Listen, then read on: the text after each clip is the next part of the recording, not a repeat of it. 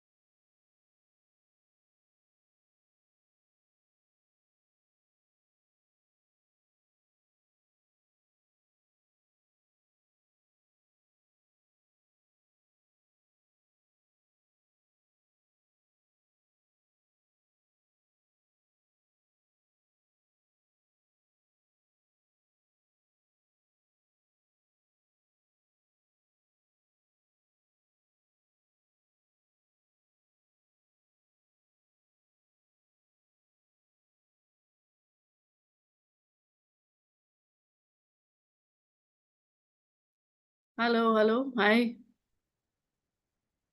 Hello. Yes, yes, yes. Okay. It's working through the laptop, it's not working through the phone, so it's fine. Share this, please share this link. Okay ma'am. ये जो आपने आखिर में भेजा ना, उससे मैंने एंटर किया है, द लास्ट वन. जो मैंने लास्ट वाला लिंक भेजा है उससे ना। हाँ, हाँ. ठीक हाँ है, जी। फिर I'll just join. Thank you so much. And you can share this link with everyone. Okay, Uh, और मैं मैम एक छोटा सा मैसेज बना के ग्रुप पे डाल देता हूँ और ईमेल भी कर देता हूँ सबको। इनके तो आपके पास ईमेल होंगे ही नहीं ना, ये जो ग्रुप में है इसको तो इस यहीं लिंक से के करेंगे. साथ एक बार मेल कर देता हूँ। हाँ, कर दिए, कर दिए. बिल्कुल, बिल्कुल. ठीक, ठीक. Thank you. फिर मिलते हैं. बाकी मुझे टेंशन मैं होने लगा था कि मैं एंटर ही नहीं कर पा रही. तो इट्स फाइन. फिर अभी मैं 15 मिनट में ज्वाइन करती हूँ. Yes ma'am, yes ma'am.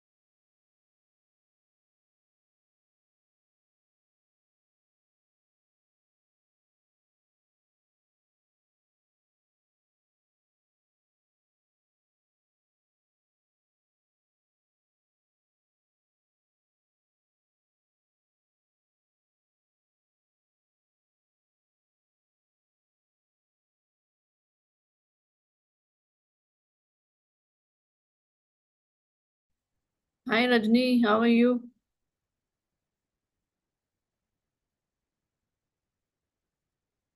I can't hear you, you're mute. Yes, yes. Yeah, hi. How are you? I am good. Thank you for agreeing to be part of this symposium. It's Oh, so come nice. on, ma'am, please. It's an honor. I'm feeling very nice. I am also feeling very nice. And imagine how our, paths meet. And Yeah. that's what God had decided. And that makes me feel very good. Same here. Same here. Yeah. I can't see the video here. Do I have to do anything else? Which video? My own video? You can't see? No, I can't. You Welcome can't to see yourself? Maybe only. you log out and come in again. Have you? Because I can see you. Can you share the link again, ma'am, with me on my personal thing, on my personal WhatsApp? I can't see anything because. Acha. Hmm. Okay. Okay.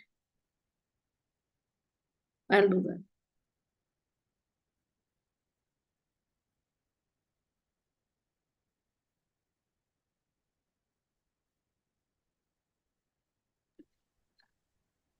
Yes, now I can see.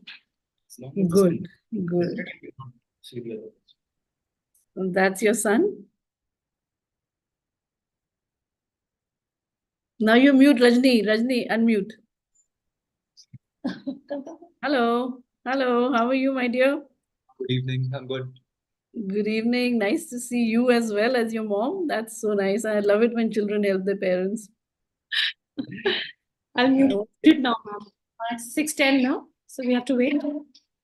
yeah, I mean, now that you logged in, you can log out and join again. We just wanted to make sure that, Yes, we're able to be in time and in place and no logistic errors. So you can take your time now and we'll meet again. ma'am. Thank you. Yeah, take care, my dear. See you. Bye. Bye.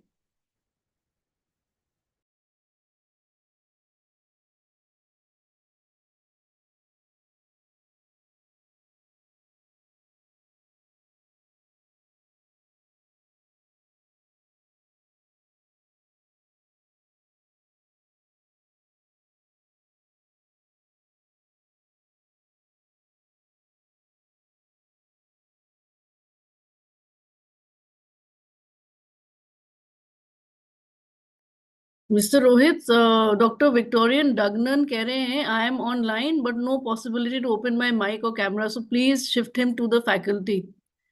The chat, Dr. Done, ma'am. Dugnan. Already done. Already Acha, done. done. Okay. So where is he? We cannot see him.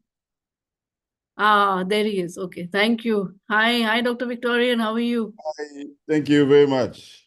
Not at all. A pleasure and honor to have you with us. Thank you for. Finally. Let me just open the camera. Yeah, thank you. You're looking very exotic, I must say. Thank you. Excellent. Excellent. That adds. Where's my camera? Now my camera is not opening. It's open. Yeah. Yeah. So great. So Nice to see you. same here. Same here. It's good to, I think, meet online and Yes, touch for sure. base in person. For sure. So it So will start at 2, right? yes, for you it'll be at 2. So now that you have entered, you can, if you want, you can just mute yourself and then we rejoin. I mean, don't leave the platform. You can mute yourself and relax for another 20 days because you're going to be coming up soon. The idea is that we introduce and then I'll take a little brief introduction and then we start with the sequence of events as I had shared with you. So I'd like a brief introduction from you, and you haven't mentioned that you're ASM ambassador, so please do mention that also when you Okay. introduce yourself. Yeah, yeah. Okay, no problem. But Yeah. from my the prof, I don't get so much detail from him. But I gave Should you the slides. The slides are there. Oh, yeah. Okay. So should I share No, share no, it? no, no, Okay, no. good, good, That's just good. for your reference, and I'll be running them, Okay, and you will be fantastic, speaking from there. Yeah, yeah. So for the ease of, fantastic. logistic ease. Yeah. No problem. Yeah, thank you. It Thank you. will So be we done. have Dr. Rajni here. She's from Jaipur, India. Dr. Rajni, if you're there, you can meet Dr. Victorian. Although I told her to, since she joined early, I told her to take a break. Yeah, Dr. Rajni. Dr. Rajni, now we have Dr. Zaima. She is our HOD. Nice to see you. I saw you and your son also, I think, when you were You saw discussing. Dr. Ekadashi. I Okay. was there. Okay. Right. And Hi, this is Dr. Dr. Mir. Zaima. How are you? Good. Fine. Thank you, Hi. Dr. Zaima. Hi, Dr. Please. Victorian. How are you? I'm fine. I'm fine. And Nice to you? have you with us this time. Yeah, I'm very pleased to be with all of you. Thank you. The pleasure is ours. How is everything? We are doing really great in Benin. Hey, And that's you? very good to hear. We are doing well. Thank you very much. I am in the same department as Dr. Mir as well. So we Oh, are nice to colleagues. hear it. Yes. Yeah. Together we are, powering many things. Dr. Zaima looks Yes. after the molecular aspect. I look after the antimicrobial stewardship aspect, and we form a very nice team. Thank God. I mean, really, it's a blessing. Yes, I agree totally. It's actually good to have a good team. And this is the third time Dr. Mir is also spearheading this symposium. So thank you very much, Dr. Mir. It's a huge effort and work from your side as well. Thank you. But with you around, beside you, things become so much easier. It's like streamlined now. Yes, But one sure. does get nervous, I still get nervous. It's I know it's a lot of work, also with the online thing and worrying about technology not going right in yes, the last minute. yes, That in yes, itself is a lot of work. I'm absolutely. sure Mr. Rohit is also on the other end is doing his best. Yes, Mr. Rohit, You why don't you already? show your face? Yes. Behind the scenes, he works very quietly and very efficient. Yeah, I'm sure. And I'm sorry that we work on a weekend, so our weekend goes, Dr. Zaima and mine. Sorry, I was not able to join you yesterday. I had a family event Yeah, and I did not have access to, my laptop. yeah, So no, not an issue. Dr. Victorian, tell us about yourself. What's happening in Benin? Come again. Tell us about yourself. What is happening in Benin? What is the microbiology setup in Benin? It'll be nice to Uh, hear from you. Yeah. I would say that I'm at the University of Abu Mekalavi, and we are running a strong lab of microbiology and pharmacology. They are both. So we have two axes. First one promoting natural substances against bacteria and microbes. And the second one regarding the fighting of antimicrobial resistance. So there we have this classical bacteriology, microbiology. We have one VITEC for identification, so rapid identification. And we also have facility for molecular microbiology.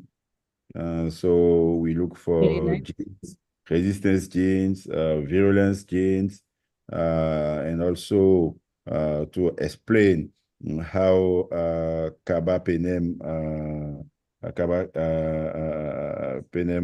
can affect the resistance. And also now we are moving to bioinformatics slowly. We ordered two mean ion sequencer, and we hope to get before March 2025 to get a nanopore Oxford sequencer.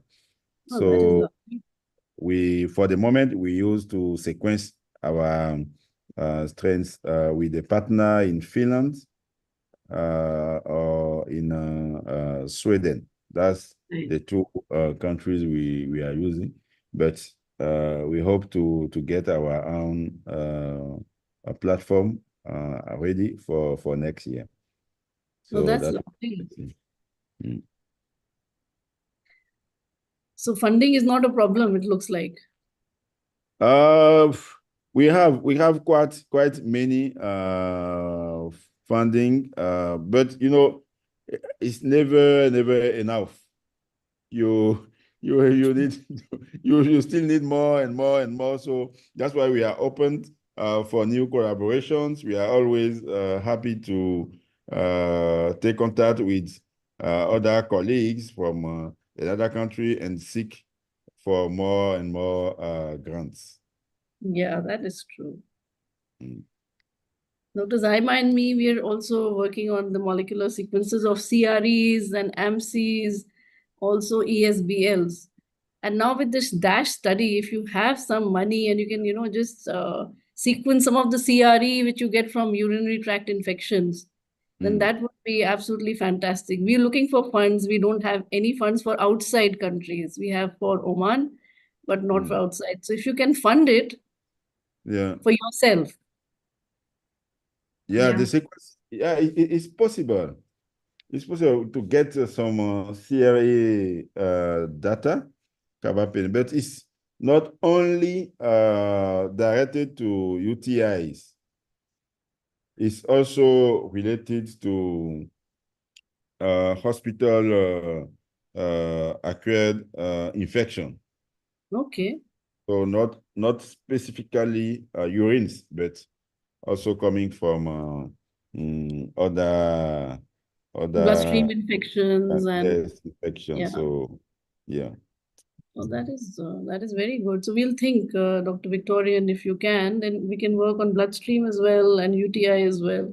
Dr. Zaima and Okay. I'll be only too happy to collaborate Okay. with you. Yeah, Okay. Good. yeah. Mr. Rohit, are we in the faculty? Because, we don't know what's happening outside. How many people have joined outside? Can you let us know? Because it just looks like we're 12 of us. Yes, ma'am. You can also see the participant name in attendee list. Achha, so we just have 12 right now? I can see 12. Yes, ma'am. Yes, ma'am. Oh dear.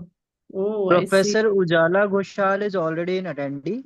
I No, have but okay. put 3 times as a panelist, but I think Dr. Professor Ujala declined my request. Oh, so I'll tell her. I see, I see. So we have to tell her, yeah?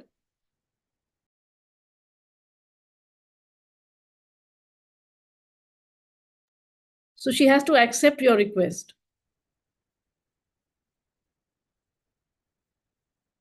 Mr. Rohit, I'm also getting some messages saying, please tell meeting passcode.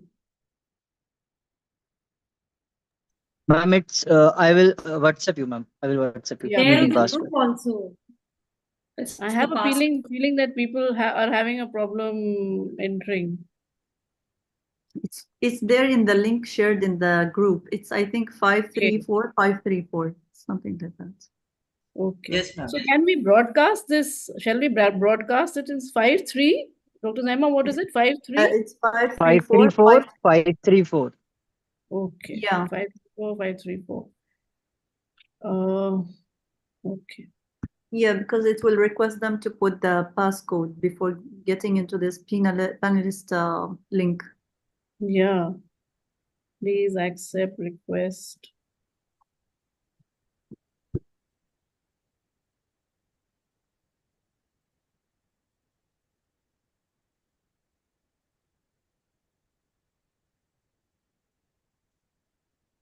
So, Mr. Rohit, you will be giving us the co-hosting rights, yeah? You've Yes, already ma'am. given Yes, it, I ma'am. think. I think you've already given it to me. Yeah, yeah. Okay. Oh, and my goodness, I forgot. Mr. Rohit, have you sent me the same link which you sent me has to be shared. I forgot to Yes, send Dr. ma'am. Rashid. You have talked to our dean? I think he has the link. He Actually, he has the link. himself sent it to the WhatsApp group for all HODs. It was so Oh, nice of wow. him. Oh, wow. That is so Yeah, sweet. he shared it I think on Thursday, and I have to Okay. share it again so that people Okay. can. Yeah. That is so nice. That is so nice. So the idea is that we should begin at 5 and not wait. Yeah, that would be Yeah. best, because sometimes we get we tend to get a little bit behind schedule if we Yeah. don't start on time. Yeah, exactly. And it wastes everybody's time, and it's a Saturday. So Dr. Ujwala has joined. Hi, Dr. Ujwala, how are you? Hello, hello. Hi, Hi. Dr. Ula, how are you? Nice to see you. Yes, same here. Nice to see you all. I'm just trying to connect properly. So you're using a green screen. Yeah. Please.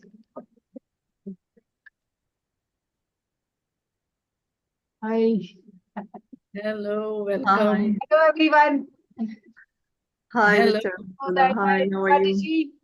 Oh, Rajni, how are you? I know her very well. I'm very nice. How are you? I'm also fine. Dr. Zaima also knows you very well. She's been saying hello to you. Hello, hello. Hi, Dr. Ula. And also to Dr. How are you? Ekadashi. Good Yeah. evening. Will be joining. She has designed so well.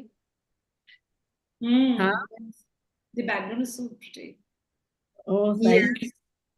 Yeah, I also got comments from my friends saying the design is so beautiful. You know, the Gul made, the one that Gul made for the poster. Oh, thank you. They all commented on how beautiful it is. Oh, that is so sweet. I'm going to tell her Please that. thank her for us. Yeah, thank you. Thank you. That's so sweet. That is so sweet. So, Dr. Victorian, see, Dr. Victorian is our exotic guest, and I would like him to meet you all. Dr. Ujwala and Dr. Rajni, I don't think I've met Dr. Victorian. He's from Benin, and he's looking very exotic, and I'm very happy he's joined us. This is my pleasure. Thank you for coming and organizing this great meeting. I hope we'll have interesting moments. Yeah. You know, the beauty which I realize is that people are so nice and generous, and you send them an invite, and they are only too willing to participate. And then you realize the goodness of people all around the world, and makes one You are happy. so nice. People have to be nice to you. Exactly. I have to thank The you world is so like a much. Nico. So what you give comes back to you. Exactly. I think so. You always smile and positive. So you have to get it back. Acha, Yeah. acha. So we are all nice and positive. Let us just say we are all lucky. We are all generating positivity and all that. So, Mr. Rohit, who are the audience? I cannot see the audience. Mute all, invite. Can you, who are the participants we have? I cannot see them.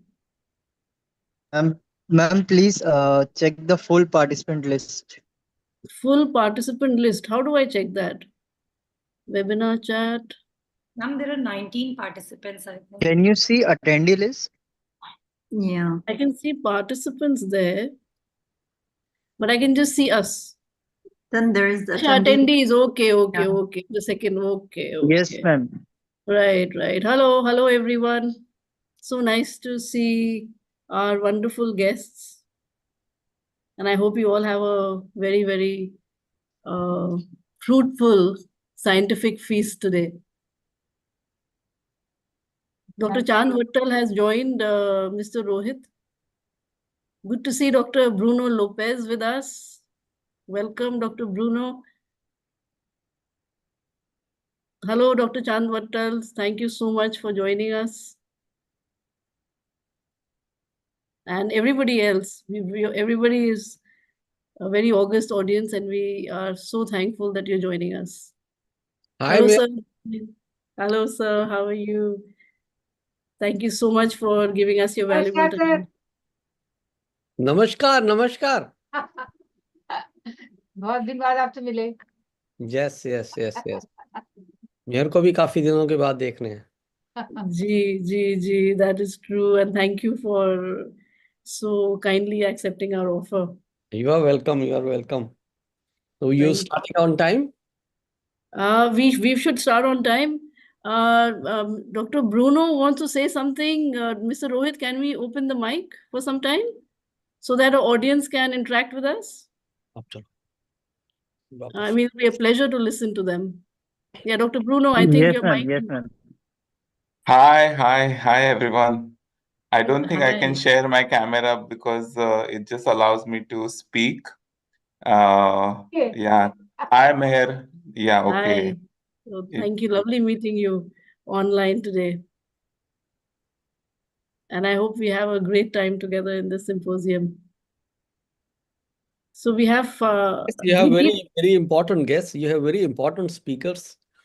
David Livermore, people would sit outside the session and in the halls outside because there was no space would be in the biggest hall and people would scat on the floor. right. That's what I was telling our friends here, that people are so kind and they come and give us their valuable time. All the panelists on our talk are, Yeah, Norman is a very well-known figure. So yeah, yes, I'm very keen myself to listen to them. so Maybe happy. you're Dr. not Zaima, listening after quite some time. Yes, Dr. Bruno, please. Hi. Nice to meet you, everyone. Yeah, I Same mean, here.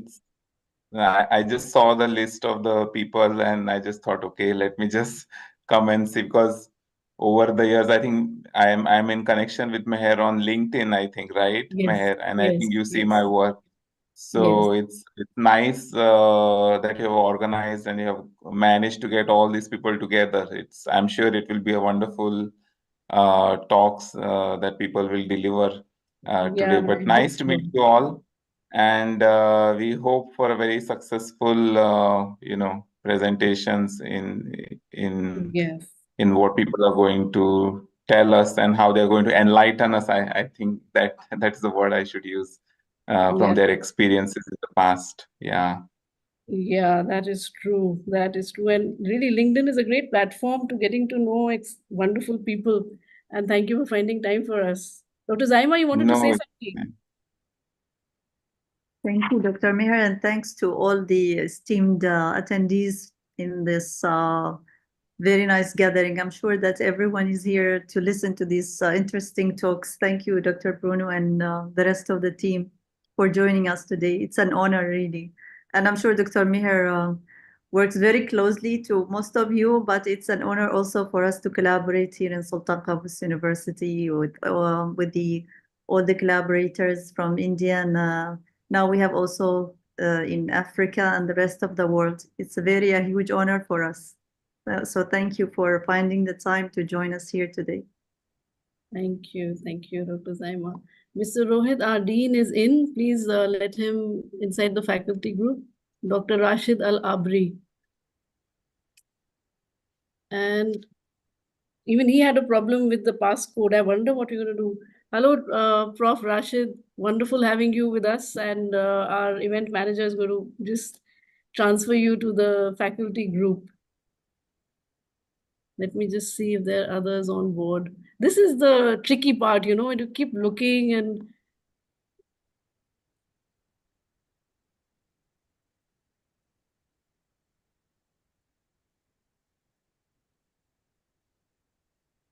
Meher, the scheme of things are you are going to introduce the speakers? no, we have our faculty, our dash PIs. Okay. So you will be introduced by our dash PIs. Everybody is there. Hello, sir. Dr. Rashid Al-Abri is here with us, Dean Faculty of Medicine and Health Sciences. Hello, sir. How are you? Hello. Thank you. Hi. To join the board meeting. Hello there. Thank you. Assalamu alaikum, Prof. Rashid. How are you?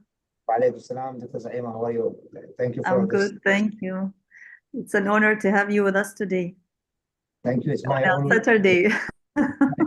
Really an honor to be with you in this nice group, international group, working together in this collaboration. Thank you.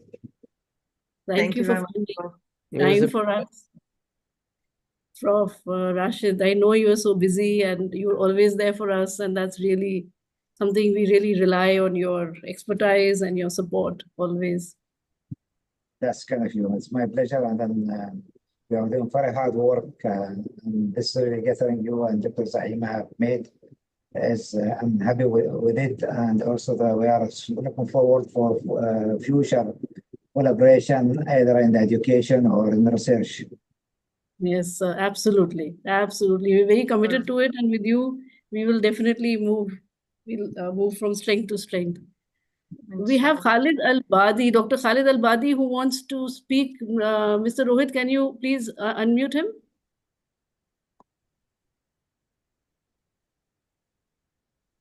Dr. Khalid Al-Badi, right on top of my list. That is a problem, but that's a necessary evil. We have to mute everyone. Done, ma'am. Done.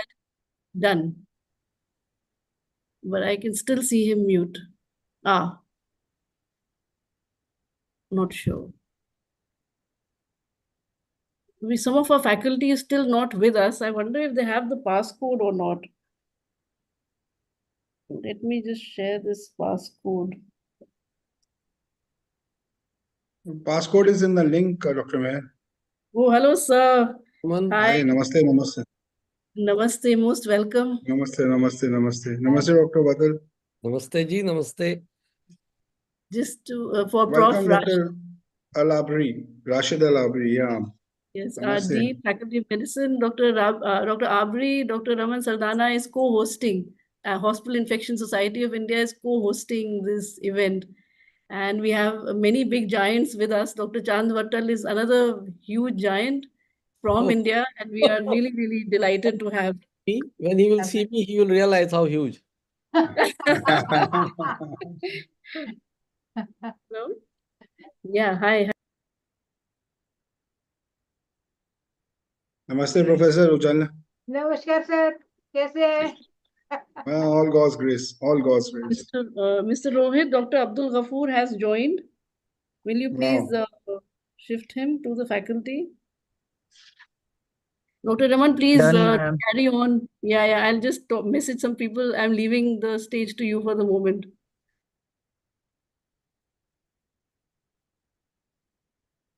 So, Dr. Meher always keeps on binding a lot of people. Yeah. And that's a special quality in her. She's a very good friend. I think we appeared in our SR exam together and know her since then. And since then we kept in touch. She was in Lucknow, her hometown. So whenever I go, then I was from JNMC. Then she joined JNMC. So this interaction went on. She's an ace person as far as clinical microbiology and infection prevention control are concerned. A lot of good work, groundwork from. Yes, a lot good, not only good worker and a very good organizer. She can connect with the people. Please talk about something else. Dr. Zaima, please take over. No, actually, you we are not won't talk listening. about. Dr. Meher, I agree with you, Dr. we Raman see and your Dr. boss Ujula. around and he's the first time joining in this webinar, so I must praise you. Yeah, I agree. No, it's true only. Yes, she has done a lot of work. Well deserving. So it's something which is anyway. So we hope that this webinar has an international symposium is much awaited. In fact, every year it's become a yearly concept now and taking very deep roots. People start waiting for this as soon as October arrives. So people are asking for the date and other things. That's something which is all credits to the speakers and to the people who actually made it possible. She organizes all a the lot of colleagues. webinars. I have actually attended a lot, but I am now waiting that she organizes a physical one because she's doing it regularly and she is very active in UTI. So that project also webinar she is regularly doing a lot.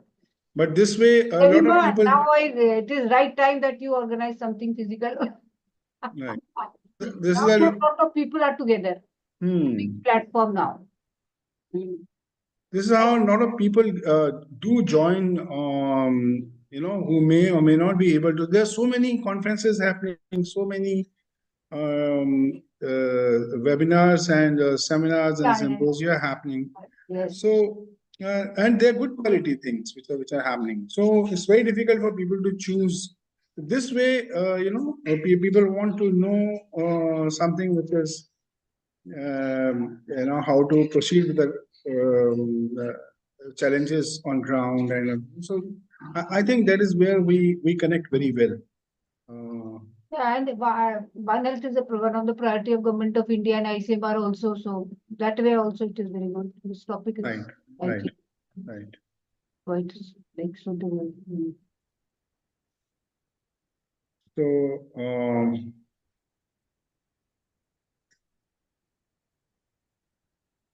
Dr. Zaima is the current head of microbiology and immunology. Is that right? Yes, Dr. Raman. How are you? All God's grace. All God's grace. When we started this, I was the assistant, so now I have become the Right. That's how I lead of the remember department. that. Yeah. It's always a pleasure to be here with you. And yes, I agree with you. Dr. Mihir has been working very hard on this, putting all these groups from around the world, and organizing this symposium is a blessing actually to all of us to hear all your thoughts from your experience also and your research. So it's an honor for all of us. Thank you very much. Hi, welcome, Dr. Petris. Hello, how are you? I'm sorry, I'm just a little late. Connection, Zoom US, Zoom Europe, Zoom Switzerland, and Zoom everywhere. So now I'm ready. If you wish, I give this lecture. Yes, So, we Mayor, will are we start. on board now, or Good shall we evening. Yes, start? sir. Yes, sir. Yes, a slight change in the program. Dr. Sanjeev Singh will not be able to join. His Oh. wife unfortunately fell ill. So I was just waiting for him. So since he's just phoned up, said he won't be able to come, we're going to begin now. Yeah. Hi, welcome, Dr. Abdul. Hi, good evening, my Ramanji. friend. Hi, Maher. Namaste, namaste. Hi, lovely having you, Salam, Dr. Zaima, Abdul. Maher. Hi, Dr. Ghafoor. How are you? Fine, good. It's an honor to I could see Chand somewhere there. Yeah, he is there. He is very much there. And Rashida Labri there. Yes. Hi there, how are you? Salam, Dr. Rashid. How are you? Fine, thank you. Thank you for joining us. Hi, Abdul. Great. Yeah, Chandji. See you. Great. Hi, I think we'll begin now, Dr. Raman, in the interest of time. Please. Right. Good afternoon, good morning, good evening. We have guests from all over the world. And so I just say hello to everyone. On behalf of Sultan Qaboos University, Hospital Infection Society India, American Society for Microbiology, and Dash to Protect Antibiotics, we welcome you all to the International Symposium on Antimicrobial Stewardship and One Health. We are absolutely honored and delighted to have Professor Rashid Al-Abri, Honorable Dean, College of Medicine and Health Sciences, Sultan Qaboos University, as our chief guest. Thank you so much, sir, for finding time for us. We are also delighted to have two titans amidst us. One is Professor David Livermore, who is a doyen amongst microbiologists. Dr. Sanjeev Singh is really spearheading antimicrobial stewardship in a very big way in India, but he just phoned up and said that he won't be able to join because of some health issues. So we'll miss him. We are delighted and honored and humbled to have amazingly illustrious speakers with us. Professor Neelam Taneja, Professor Patrice Nodman, Dr. Manish Kaul, who will be delivering cutting-edge talks with us. And I'm totally humbled to have such illustrious moderators with us who will steer the talks. Professor Raman Sardana, Professor Chand Wattal, Dr. Abdul Ghafoor, thank you so much for your kind presence and for elevating this seminar to another level. Always very thankful to our valuable team members. Dr. Zaima is the organizing chairman, Dr. Renu Gur, a mentor plus Dash PI, Dr. Victorian from Benin, Dr. Ujwala from India, Dr. Farah Al-Marzouk from UAE, and Dr. Ekadashi Rajani from India. Thank you so much for finding time for us and for doing such fantastic work with us. So once more, a very warm welcome. And just before we enter the proceedings, I'd just like to share this paper which recently got published. Christopher Murray et al. Talks about the death rates per 100,000, 2021. And actually, it's slightly better than expected because the mortality in children under 5 has come down. But the areas of concern, as you can see, are the LMICs in sub-Saharan mid Africa. Everything else looks kind of better than what one had expected. But fast forward to 2050, and one can see that Africa seems to have got its act together, while South Asia, Southeast Asia, Eurasia, Eastern Europe, South America, something as expected is going drastically wrong. And we have expected forecast is 24 to 27 deaths per 100,000 attributed to AMR 2050. This is another paper of theirs published in 2020, and this kind of is a harbinger. This is third generation cephalosporin resistance Klebsiella pneumoniae, kind of a harbinger of what things would be in 2050. And what concerns one is that some countries we don't have data for. Crab is already such a huge menace, and it's actually scary when one sees that so many countries have more than 80% crab. And what is even more concerning is the number of countries has increased, those who are not reporting crab, and that tells us the state of the state of art, or at least a good standard microbiology laboratory, which is the need of the hour for promoting evidence-based medicine, for promoting good patient care, for promoting antimicrobial stewardship. We'll have Dr. David Livermore talking a bit more about the fallacies, even a good standard microbiology laboratory, how it can make so many fallacies. We have Professor Neelam Taneja, who will be talking about the One Health platform, the gains, the challenges, and it's heartening that the United Nations General Assembly has taken serious note of the AMR problem and has placed the One Health platform central to all our efforts in curtailing it. I just feel that we need one more subset, and which talks about microbial health. And I'm really, really very passionate about taking care of the microbes both within us, the good microbes within us and outside. We build a buffer, reduce infection in that way as well, and reduce AMR in that context. This is really a grim picture which tells us how difficult the One Health platform is going to be. And GDP is inversely related to vaccine coverage, to access to good quality antibiotics, to wash facilities, to AMR. And we really need global solutions, local solutions, all sorts of solutions to really address this issue.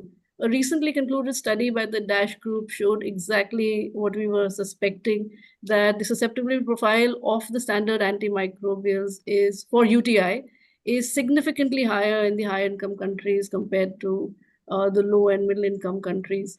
We do have some new drugs in town, and that's with such a sigh of relief, one can say that. But the spectrum leaves much to be desired, especially in the countries which have the higher end type of resistance. Access, cost, equity are always very, very important considerations for these high-end drugs.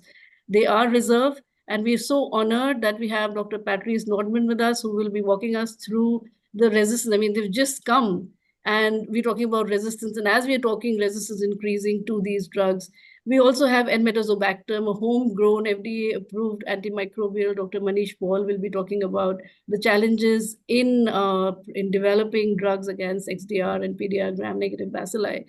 And when you're talking about sparing, or not despairing, but reserving the high-end big guns, I think it's necessary that LMICs also spare carbapenem, not just LMICs. I feel the whole world needs to be very mindful about how they're using or sparing carbapenems. And I'm so happy that ECMID and so many leaders are talking about sparing it, using piperacillin tazobactam for mild to moderate infections, OXA1 negative strains, and so on.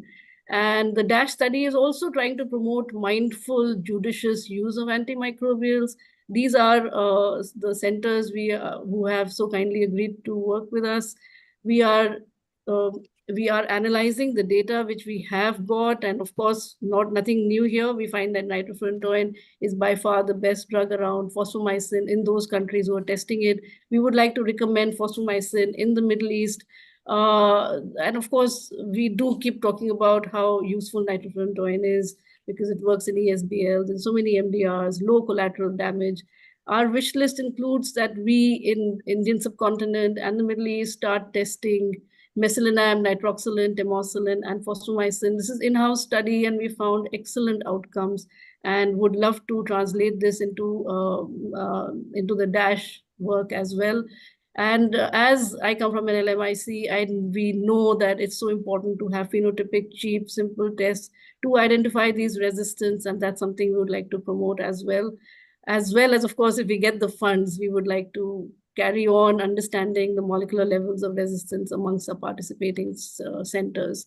The other aspect of our study is antimicrobial stewardship, where we really talk, we really go into the lines, then we go and meet the clinical colleagues in their own seminars, where we have the HOD down to the intern or the first year PG. And it really lies on two prongs. One is the questionnaires, which allows us to understand what are the current prescribing practices. And then we go for targeted education.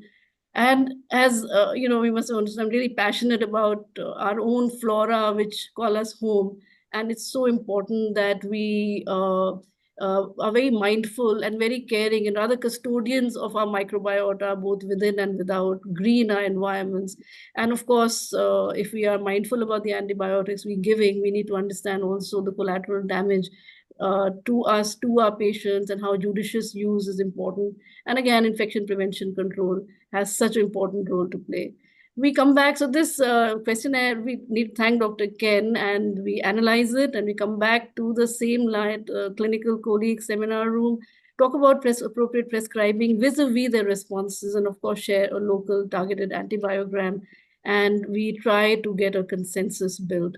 So we have many, many questionnaires, and I'll just walk you through a couple of them. So simple questions start beginning. What are the problems with AMR? How often do you experience it? So it was funny because community medicine actually said 84% of the times they see AMR, and medicine was slightly lower. But when we probed further, it's really a question of perspective. And while community medicine experienced it less often, less than a month, medicine was experiencing it monthly and weekly and so on. The next question, again, a general question, is what is your usual empiric per oral IV antimicrobial therapy? And medicine talk was equally favored ciproflox, ceftriaxone, as well as amox and augmentin. And very few were looking at nitrofurantoin. So this again gave us very good clues as how to go about targeted education. And each department works differently. So we're working with obs and gynae, surgery, pediatrics, medicine, as well as community medicine. And you can see that obs and gynae is much more circumspect, just like pediatrics. They are majorly using cefuroxime, but again, nitrofurantoin is less, while they are really mindfully utilizing the antibiotics. And that gives us a very good way that we tailor our education according to the needs of that particular department. This is the crux of the questionnaire, where we actually we give them a vignette, and we ask them which is your first choice, second choice, third, fourth, and what should not be used. It's not an easy questionnaire, and I really thank all the participants who do that. And while they do that, a reflective prescribing is promoted, which is again one of our aims. I'll just share one little vignette with you. So there's a 64-year-old diabetic woman who presents symptoms of simple UTI. A urine sample is sent to the lab, luckily. So we always emphasize that please send a urine sample, one, so that we can build a appropriate antibiogram and not a skewed one. And secondly, if she comes back to you because of drug resistance, then you have the report ready. And the report, she came back, unfortunately, because there was no relief with amoxiclav, and the report said it was ESBL E. coli. The susceptible options were these, and I've always been very curious as to which drug will they opt for. And so the first choice, as I feared, I mean, this is just one of the groups. I'm not saying everybody does that, but there were many who talked about nitrofurantoin, but a much larger percent thought that they should opt for piperacillin and tazobactam, and much lower for cipro and for trimethoprim. Second choice is usually more reflective. So in this particular case, it did not improve the choice because of ESBL. And I do believe we need to be very, we should understand how nitrofurantoins work so well against ESBL. So you can see that ciproflox grew, meropenem came into the picture and gives us a good clue on how to teach. So when we come to the not to be prescribed, we always clap hands, because we see that there's some people or several people who said they will not want to prescribe ciproflox, piperacillin, tazobactam, meropenem. And of course, these are the areas we know we need to work on. Need to thank all the wonderful colleagues who fill the questionnaire and all the wonderful PIs who are always there and supporting us. It is not easy because we're all microbiologists. We're not really been trained in this, at least in the Indian subcontinent, but everybody's taken up the gauntlet and they're doing a great job. It wouldn't have been possible without our patron, Professor David Livermore, and all the wonderful experts associated with this study. And I need to thank our chief guest once again because he's always there. He has our back, and so happy to have you, Professor Rashid Al-Abri. And I welcome our organizing chairman, Dr. Zaima Al-Jabri, to please first introduce herself and then welcome Prof. Abri. Thank you very much, Dr. Mihar. I am Dr. Zaima Al-Jabri. I am Associate Professor and Head of Department of Microbiology and Immunology in the Department of in the College of Medicine and Health Sciences, Sultan Qaboos University, Oman. Ladies and gentlemen, it's my distinct honor to welcome our esteemed chief guest, a distinguished leader and pioneer in the field of medicine and health sciences in Oman. Prof. Rashid Al-Abri is serving as the Dean for the College of Medicine and Health Sciences at Sultan Qaboos University.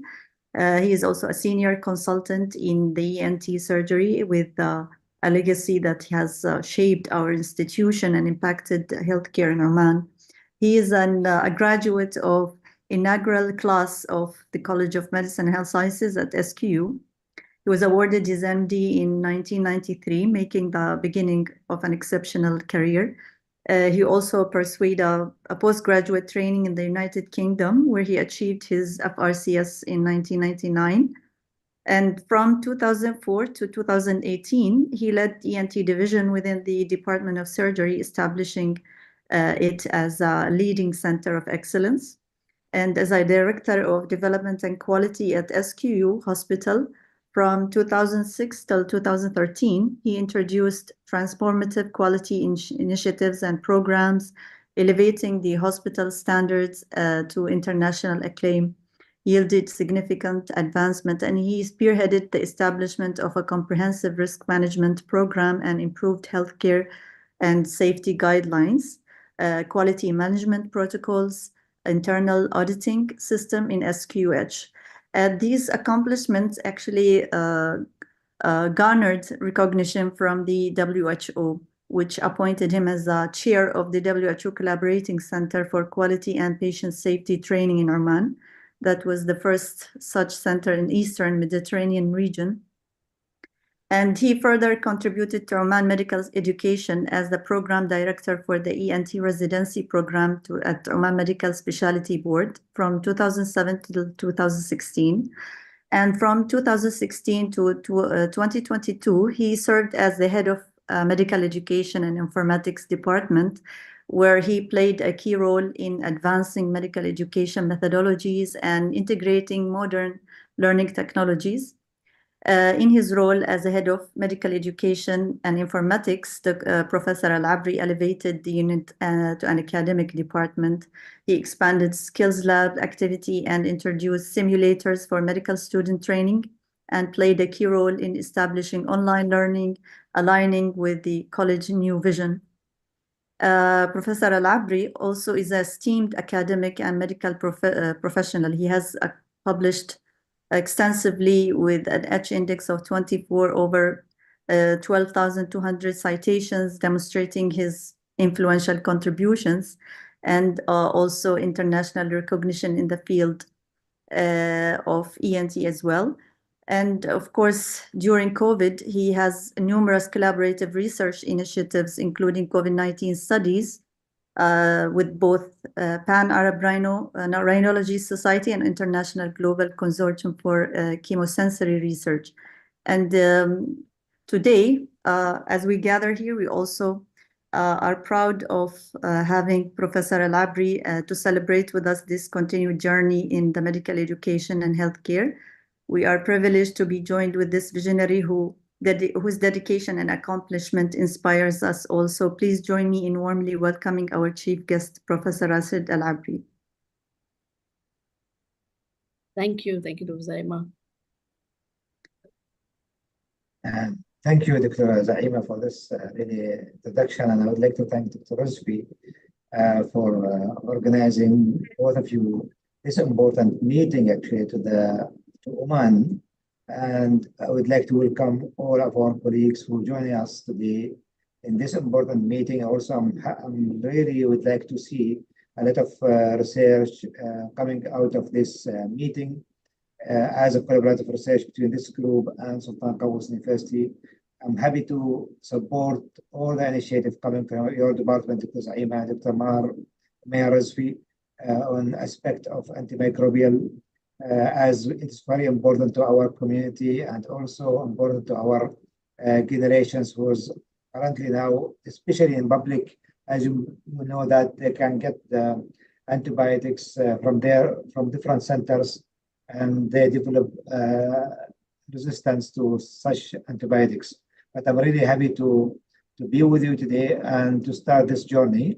As a Dean of the College of Medicine, I would like to welcome you all as faculty, and we hope to see you here in Oman as per your request. I will try to make this dream happen with Dr. Zaima and Dr. Rizvi around. And hopefully we'll see you here at least for a couple of days in the coming couple of years, or as individuals. So I would like to welcome you to this important meeting, and please take my support and the colleague support for this collaboration. And I would like it to continue in the future for the best for medical education and for the health. I'm really also would like to repeat the one Dr. Rizvi statement. He mentioned that there's no sort of health. Always we say in the quality and education, there's no quality, there's no escape from quality. I can say today there's no escape from antimicrobial also, and we are at one health. So wish you all the best in today's meeting. I'm trying to enjoy some of the lecture, hopefully, in the coming couple of hours. So thank you, and then thank you, Dr. Zaima and Dr. Rizvi, for this meeting. Thank you. Thank you. Thank you. Thank you, Professor. Yeah, thank you, Prof. Abri, for that such wonderfully encouraging words. And I hope that we are able to fulfill your expectations from us and your dreams for us. And quality, as you said, is really, really the benchmark which we would love to establish in SQU as well as with our study. Thank you so much for finding time for us and for your encouragement. Ladies and gentlemen, we're thankful once more for Prof. Abri's encouraging words. And now we are more than happy and in fact honored to have Dr. David Livermore give us his address. And to welcome him, we have Principal Investigator Team Dash from Benin, Africa, Dr. Victorian Dugnan. Dr. Victorian, will you please first introduce yourself and then welcome Dr. David Livermore. Thank you very much, Prof. Meher. I'm Victorien Douillon. I'm an associate professor in microbiology at the University of Abomey-Calavi. I'm also the American Society for Microbiology country ambassador to Benin, and I work on many projects related to antimicrobial resistance and the valorization of African flora. So it's my great honor to introduce Dr. David Livermore, who is a retired professor in microbiology at the University of East Anglia, at the United Kingdom. Prof. David Livermore began his career in 1980 as research assistant at the then London Hospital Medical College, writing a PhD on the side. By 1994, he had risen to senior lecturer in medical microbiology, and 3 years later, he moved to the Public Health Laboratory Service, now called the UK Health Security Agency, swiftly becoming director of its antimicrobial resistance monitoring and reference laboratory. He remained until 2011, when he moved to the University of East Anglia as professor of medical microbiology. Now, semi-retired, he returned an honorary professorship with the University of East Anglia and consults widely for the medical industry on antibiotic development and rapid diagnosis. Across 40 years, he led teams that define the evolving epidemiology and nature of antimicrobial resistance in the UK and internationally. This is really a great honor to host Prof. David Livermore. Thank you.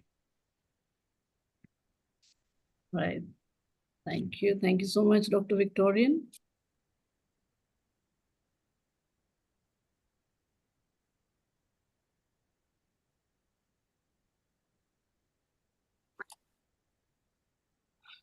Well, ladies and gentlemen, many, many thanks indeed for the kind invitation to speak today. It's always a pleasure to give this address as the patron of the DASH group. And I should start off really by congratulating you all and congratulating Maya in particular on so much hard work done these past 12 months. So much has been achieved in terms of networks built and data collected. That, of course, brings its own challenges because as we seek to collate data, to look regionally at prevalence of resistance, we see all sorts of anomalies. And what I want to talk of today is how we must always, as we look at data, ask that one critical question: what's going on here? It's vital that the folks who are contributing data do this, that they look critically at their data, and that we, Mayor in particular, centrally, also look at that and ask that question: what's going on here?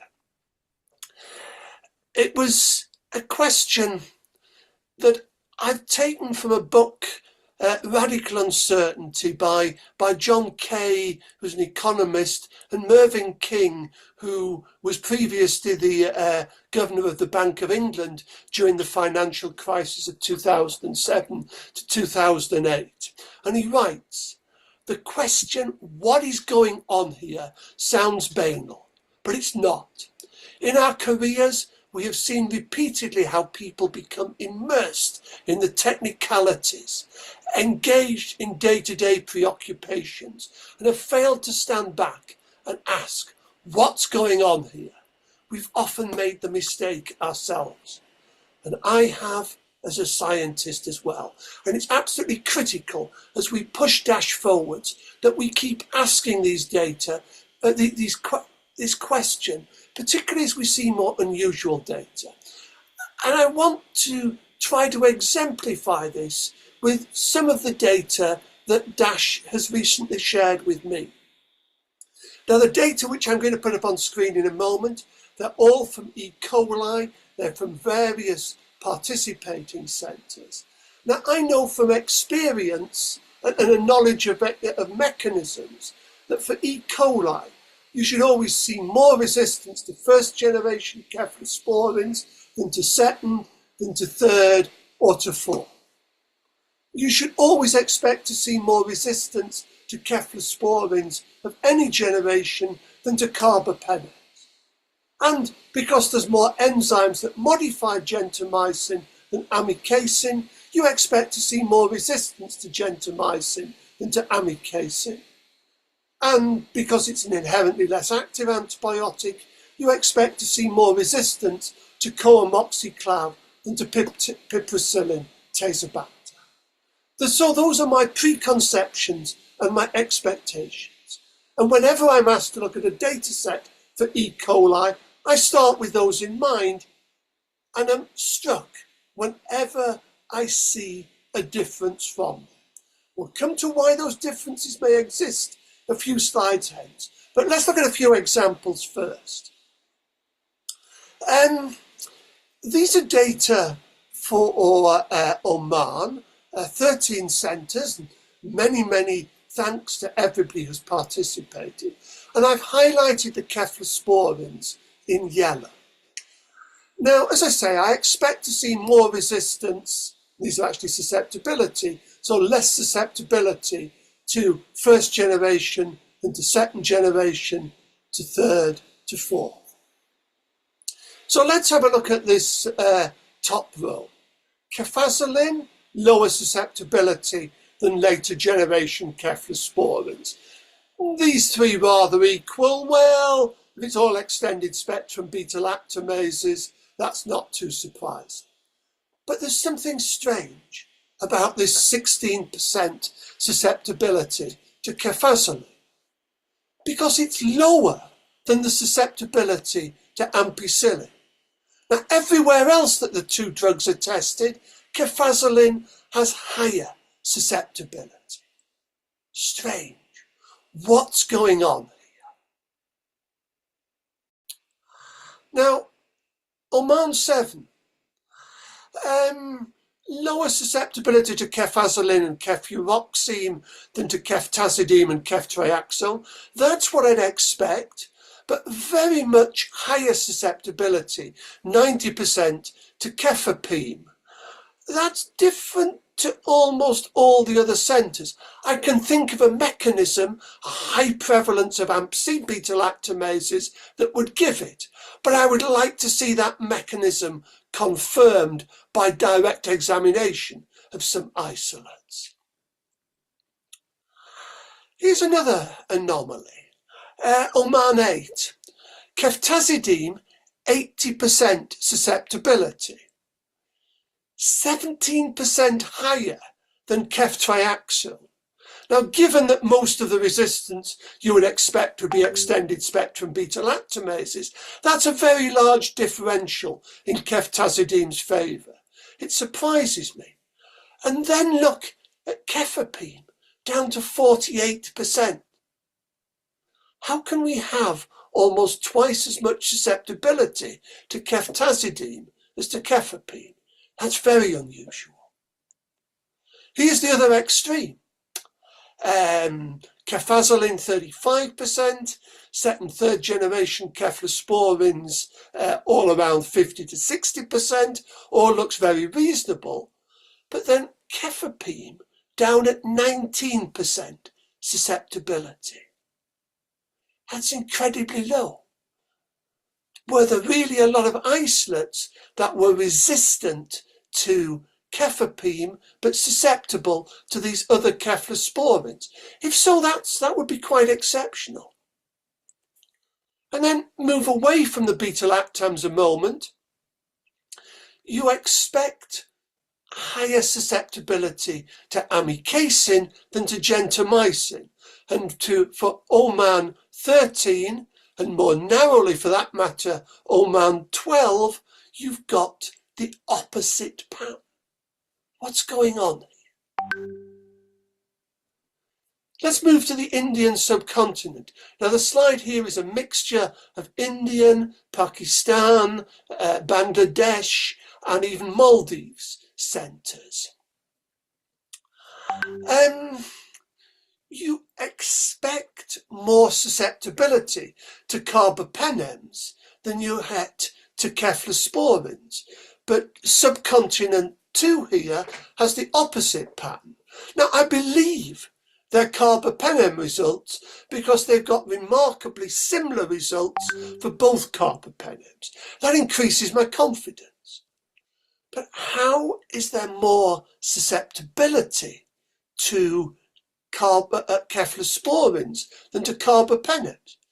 Is there a big proliferation of OXA48 carbapenemase, which attacks carbapenems but not cephalosporins?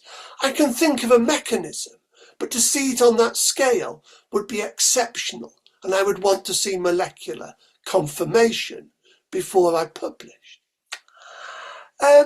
Here again is a differential between two cephalosporins. Cefuroxime, 76% susceptibility, ceftriaxone, only half that, 39% susceptibility. That's unusual. I would be hard pressed to think of a mechanism that would make an E. coli susceptible to cefuroxime but leave it resistant to ceftriaxone. I can't think of anything that would do that. Here's another. We saw a site in Oman which had an unusually high percentage susceptibility to ceftazidime compared with ceftriaxone. Now we've got the reverse. There are ESBLs that preferentially attack ceftazidime. They're not very common. Perhaps this site has a lot of them, but it's unusual. One has to ask that question. What's going on here? We must confirm it before we can be confident. Again, a site with more susceptibility to gentamicin than to amikacin, as in Oman. That's unusual. And in general, look at the figures. Coamoxiclav, if you can't see the header for me, is this column, and piperacillin tazobactam is this column. And you see typically that there's about 20% more susceptibility to piperacillin tazobactam than to amoxicillin clavulanic acid. But this centre's a real outlier. 3% only susceptibility to coamoxiclav, but 57% to piptazole. Not impossible, but unusual, as is this one with near equal susceptibility and high susceptibility to both penicillin inhibitor combinations. Again, we need to look and ask the question, what's going on here? Now, in 40 years of working in laboratories and 20 years of heading laboratories, what I've learned is that when you get an unusual result, there are three explanations. There's a testing problem. So you look at the controls. Did they behave normally? If it's your data, you can eliminate the second problem immediately. But if you collected somebody else's data, you have to think very hard about it. Selective testing. Remember that centre that had much more resistance, lower susceptibility to cefepime than to third generation cephalosporins? Well, perhaps they only test cefepime against isolates that, let's say, are resistant to cefotaxime and ceftazidime. And they find most of them are resistant to cefepime as well, but a small minority are susceptible. That might explain what we've just seen. But what it does, if that's the case, it does mean Mayer and team cannot simply pool those data into a general rate of cefepime susceptibility. And the final possibility is that there really is an unusual resistance epidemiology. That site in India I highlighted with more resistance to carbapenems than to cephalosporins really does have a massive proliferation of, let us say, OXA48, sometimes in strains that haven't got an ESBL. But you really have got to ask always what's going on here and really tease the data apart. Be sure of it, do additional tests where necessary.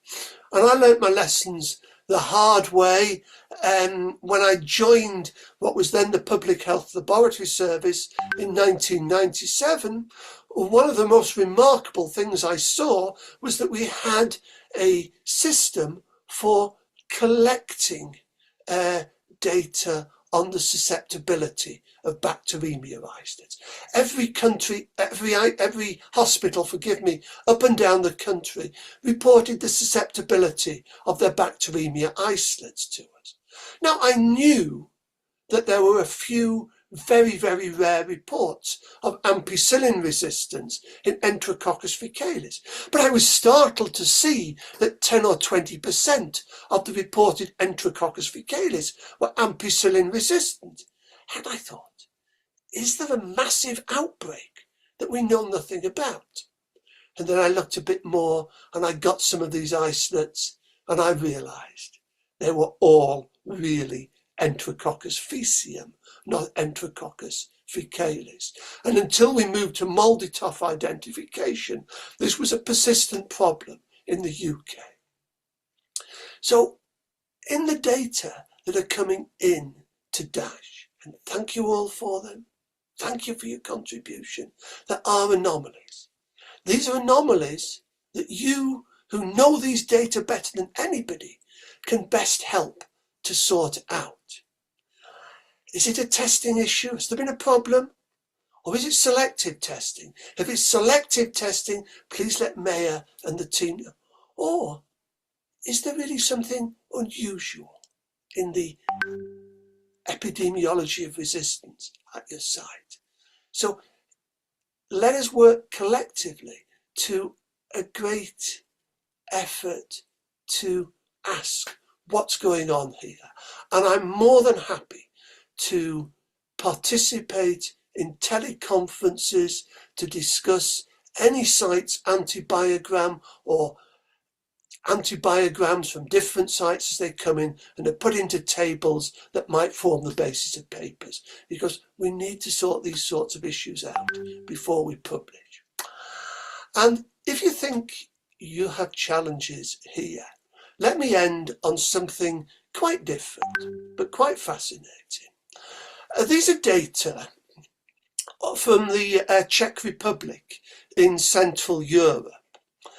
They were obtained under a Freedom of Information request, which led to the release of a massive amount of anonymized patient-level data, showing which vaccines a citizen had had for COVID and what happened to them over the next year or two.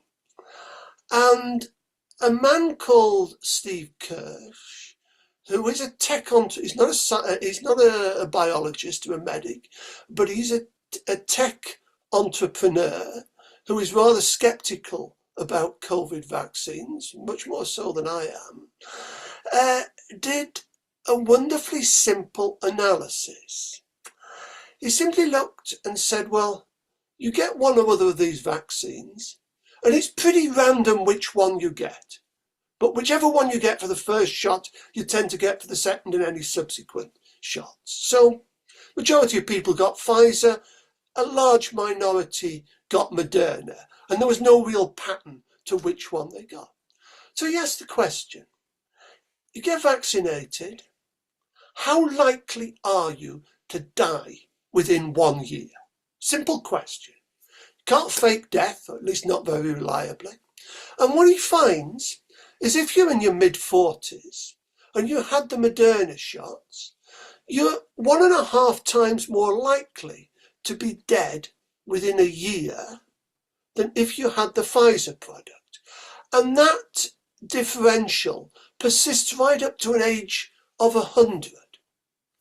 More likely to die if you've had the Moderna shot. Now, this is nothing to do with the vaccine's efficacy against COVID, because the people who die of COVID are up at this end of the graph where the differential is narrowing. This, one has to fear, is something much more to do with vaccine side effects. And there's a plausible explanation in that the Moderna vaccine carries a much higher dose of messenger RNA, about 3 times higher than the Pfizer product. And there's some evidence that the spike protein in the bloodstream of itself is toxic. Now, it's quite possible still that there is a totally innocent explanation of these data, but they've been in the public domain for about 4 months now, and I've not seen any innocent explanation. So one really has to keep asking, what is going on here? This slide should be up at every scientific conference in the world, which is why I've put it up here with that question. What's going on here? We, mercifully for Dash, only have simple questions of antibiograms to sort out. This is much more charged. And with that, I'll leave you and wish you a great conference and look forwards to looking at data, asking questions, and producing good publications from it. Thank you. Thank you so much, sir, for that insightful talk. And I was feeling very red-eared with all the huge errors which we made. And that's where exactly one needs a mentor. That's where exactly we need somebody with oversight who can look over your shoulders and see what you can't see. And I really firmly believe in that. And I'm so thankful that we have Dr. David Livermore, who gives us his time. You know, the biggest currency these days is time. And for us, looking at just simple antibiograms, and I thought I'd done a good job, and then you heard what happened. So thank you so much, Prof. David Livermore, for giving us that valuable time and for making us understand the errors of our ways. Thank you once again. And ladies and gentlemen, we're ready for another fabulous talk. Unfortunately, as I told you earlier, that we will not be able to hear our second guest of honor because of a family emergency. I'm sure we'll hear from him some other time. And now we're ready to hear from our first distinguished speaker, Professor Neelam Taneja, who will talk about gains, challenges, and the way forward in tackling AMR through the One Health platform. We are so honored to have Professor Raman Sardana, who will moderate this very important session. And to welcome him, I welcome Professor Ujjwala Ghoshal, a dynamic microbiologist in her own right. Professor Ujjwala. Good evening, everyone. Introduce yourself. Yeah. Yeah. Am I audible? Yes, absolutely. So at the outset, I would take this opportunity to thank Meher for this opportunity. I am currently working as a professor and head in the Department of Microbiology, All India Institute of Medical Sciences in eastern part of India. It's near Kolkata. And prior to that, I was working as a professor for last 23 years. I was working in northern part of India in Sanjay Gandhi Postgraduate Institute of Medical Sciences. We are involved with patient care, teaching, and research. And antibiotic sensitivity is one of a major area of interest. And for past 2 years, we are working with the support of the government of India. We have also started working on One Health. It's my pleasure and honor to introduce Dr. Raman Sardana, who is working as a professor in clinical microbiology and infection control, Apollo Hospital, Delhi. He is the director, board of trustees, the FIIS UK, and honorary secretary, Hospital Infection Society of India. He is a member committee on hospital infection control and biomedical waste bureau of Indian standards. He is a member Government of India expert group on National Patient Safety Implementation Network. He is a member TWG Bloodborne Viruses and Dialysis NCDC Ministry of Health Government of India, and he has been awarded with the Prashasti Patra by Government of Delhi for Pulse Polio program in 1995. He conceptualized and instrumentalized the Guinness World Records on hand sanitization relay, 5th May 2016 at Indraprastha Apollo Hospital, Delhi. That is the first record established by India. He is a recipient of Scroll of Honor from Delhi Medical Association and other non-governmental agency for his contribution in community health projects. He has co-authored National Treatment Guidelines on Infectious Disease, National Patient Safety Network Implementation Framework, Government of India, National Action Plan Combating Viral Hepatitis in India. He has more than 67 publications and he has authored and co-authored in 14 prestigious book chapters. He is a teaching faculty in microbiology and clinical and nursing specialty for past 32 years and has guided and co-guided more than 48 postgraduate theses in different specialties and directed more than 104 postgraduate research projects. So I would now request Dr. Raman Sardana for his presentation. Sorry. Dr. Raman Sardana, please. Thank you, Dr. Ujjwala. Welcome, Dr. Raman Sardana, to please take the stage. Yeah.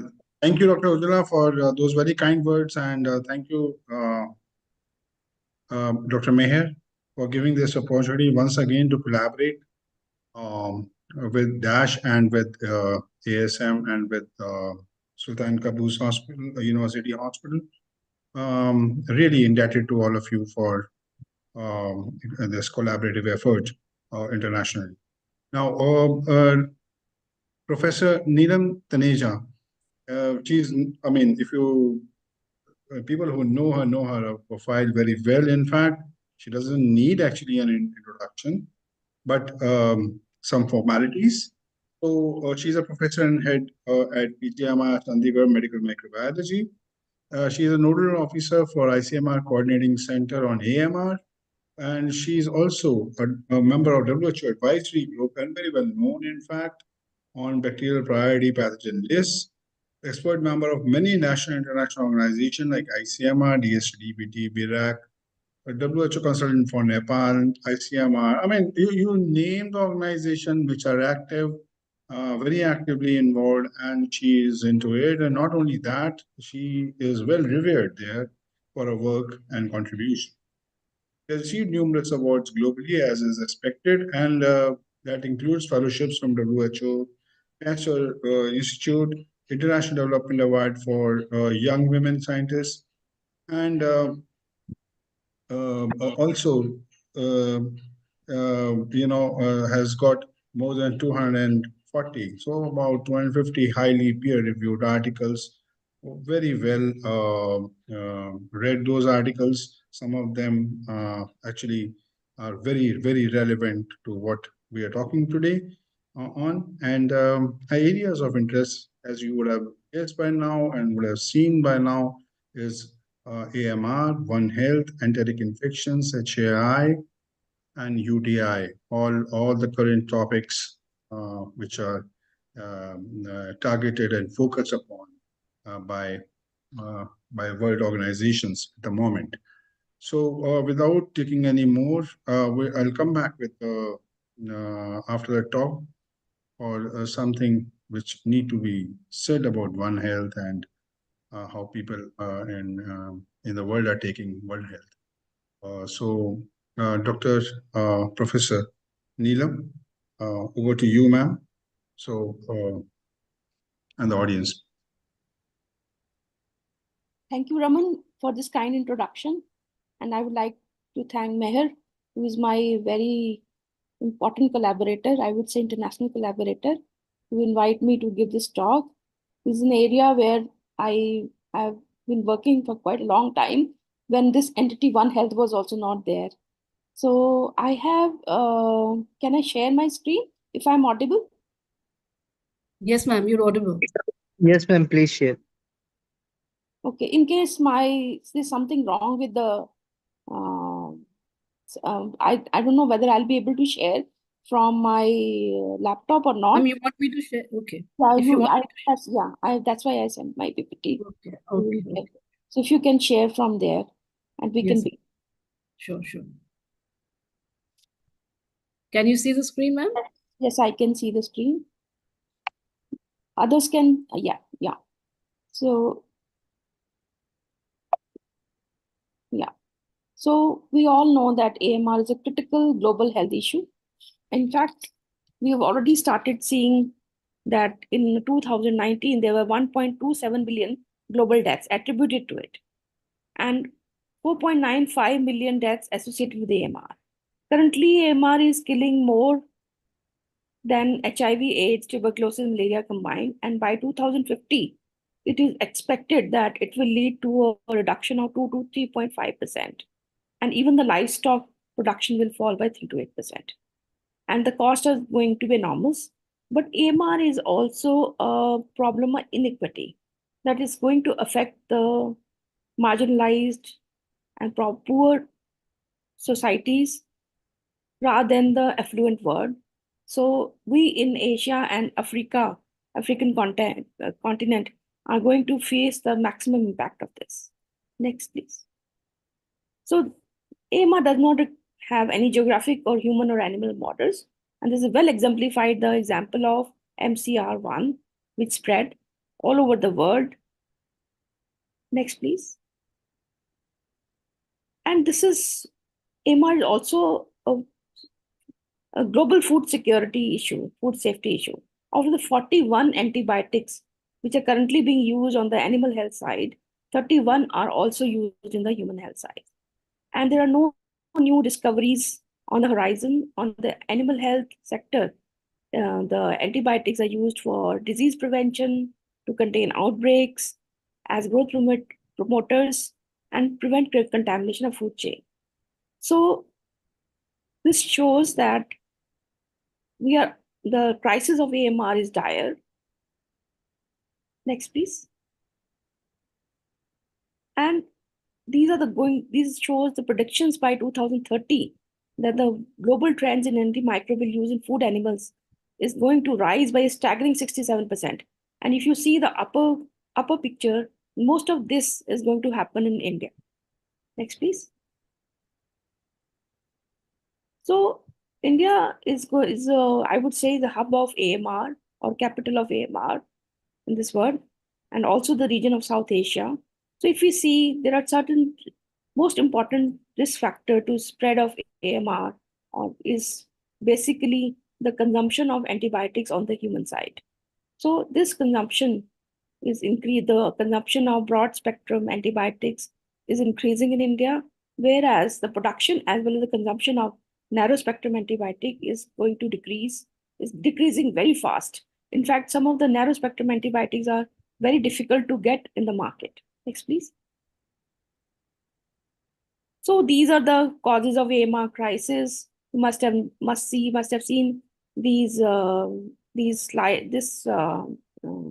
information, which must have been repeated many times. Apart from this overprescribing of antibiotics, we have other factors like patient not taking antibiotics as prescribed, unnecessary antibiotic use in agriculture, poor infection control in the hospital, poor hygiene and sanitation practices, and also lack of rapid lab testing.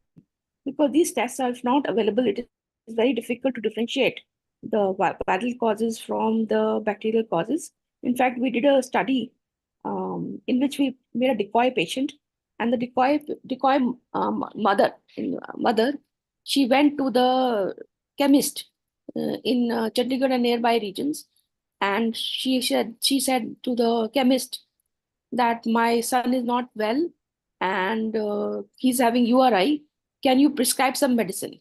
50% of the time, the antibiotic was prescribed by the chemist without even any prescription not asking any prescription from a physician.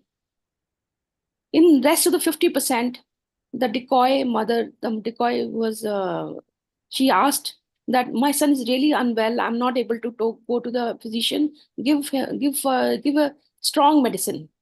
So in 30% more, the chemists they gave her antibiotics, and last 20% of the cases, the mother said that no, I want antibiotic for my son. Can you give me some antibiotic for my son? And you won't believe that we were shocked when we found this finding, and we're going to soon publish it. In 100% of cases of URI, the chemists gave the antibiotics. So this shows the availability of antibiotics over the counter and overprescribing of the antibiotics and patient demanding the antibiotics. Next, please. So the spread of AMR, it is very important to understand if one wants to understand the impact of One Health, how One Health is going to impact us. So antibiotics, whether it is taken by humans or by the animals, they all come to the environment. And environment is a big reservoir. Now you must be wondering if taking an antibiotic, how it is going to affect the society, how it is going to affect our health. If a person has taken antibiotic, the normal flora gets killed and the organisms in the gut, there is collateral damage and they become resistant to these organisms. Now this person comes to a hospital. We did some study in which we found that 100% of our guts, they're colonized with ESBLs. And we have quite a lot of cases, we have carbapenem resistant enterobacterials in our normal healthy individuals. So when this person falls sick and goes to the hospital, these resistant bacteria, they will spread to others, can spread to others. Similarly, the animals which have been given antibiotics, they have antibiotic resistant bacteria in their gut. And these drug resistant bacteria, they actually can survive on the meat or on the food which are contaminated by the contaminated agriculture soil. And these bacteria can, again, they can reach us through contaminated food. Next, please. So this is what the diagram which is showing that 80% of the antibiotic which we take, it comes to it's excreted from feces and stool. And similarly, all the antibiotic which is being used in the agriculture, it will come to the environment through runoff or through if it is being used in the animal sector. We have found that in Baddi region that the intense farming is there, poultry farming is there. So the poultry and lot of antibiotic is being used. Even the farmer does not know. The poultry farmer does not know that so much of antibiotic is being used, and the sewage or the effluent from the farm is going to the fishery because this is rich in nutrient. So using aquaculture. So all this is coming to the environment. Next slide, please. So environment becomes a big sump. Okay, it not only has antibiotics, it also has drug-resistant bacteria. Now these bacteria, even if they are susceptible, they are sensitive, the pressure in the effluent it may not be the MIC levels. So it is not killing the bacteria. So it is too low to be lethal to expose, but it is sufficient to induce antimicrobial resistance. And there are a vast array of contaminants in municipal and industrial wastewater. We recently did a study in Baddi, which is a pharmaceutical hub, and we were shocked to see the amount of antimicrobials in the wastewater. And we found that the hotspot of these drug-resistant bacteria was hospital sewage, the community sewage, and the pharmaceutical effluent which was coming. And this pharmaceutical effluent was contaminating the community sewage. Next, please. So One Health is very important because 6 out of 10 diseases are zoonotic in nature. And animals are host to countless pathogens. There is extensive deforestation, which increases the risk of exposure to humans and livestock to new pathogens, leading to emergence and re-emergence of microorganisms. And the environment is getting contaminated like anything. Next, please. So this is the concept of One Health. One Health says that we have to have healthy human, healthy animals, and healthy environment. So this is a collaborative approach. It is a coordination between the 3 sectors. It is a holistic view. It's a unifying concept, and it's a shared responsibility at the local and national level, regional and global level, and it will lead to the sustainable development of a healthy ecosystem, healthy animal, and healthy humans. Next, please. So WHO, the FAO, the OI, these are the 3 initial organizations which made a tripartite arrangement of One Health and gave One Health. And along with it, the United Nations Environmental Program, they formed the One Health high-level expert panel. And they have taken out many important initiatives, one of which is critical is Global Action Plan on Antimicrobial Resistance by WHO, and all countries are supposed to make their own national action plans. And the first group which was created, I was also part of this, that's the WHO AGSA group. Next, please. So you would ask, what are the gains through successes in combating AMR through One Health initiatives? Canada is one country where I went and saw their One Health website, and I was impressed. They had everything there. So I encourage all of you to go to their website on One Health. The first and most important success or gain will be a coordination. We crosstalk.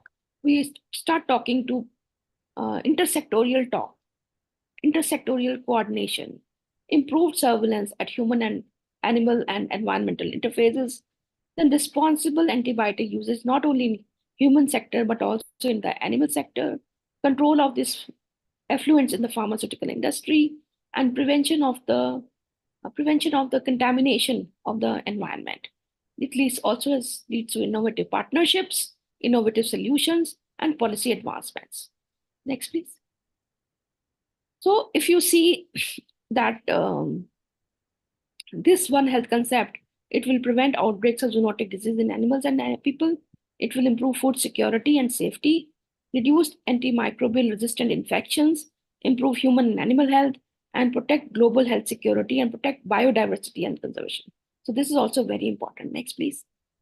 So this is the WHO AGSAR, integrated surveillance of antimicrobial resistance in foodborne bacteria. If you're interested in doing an integrated surveillance, this is a wonderful document to have.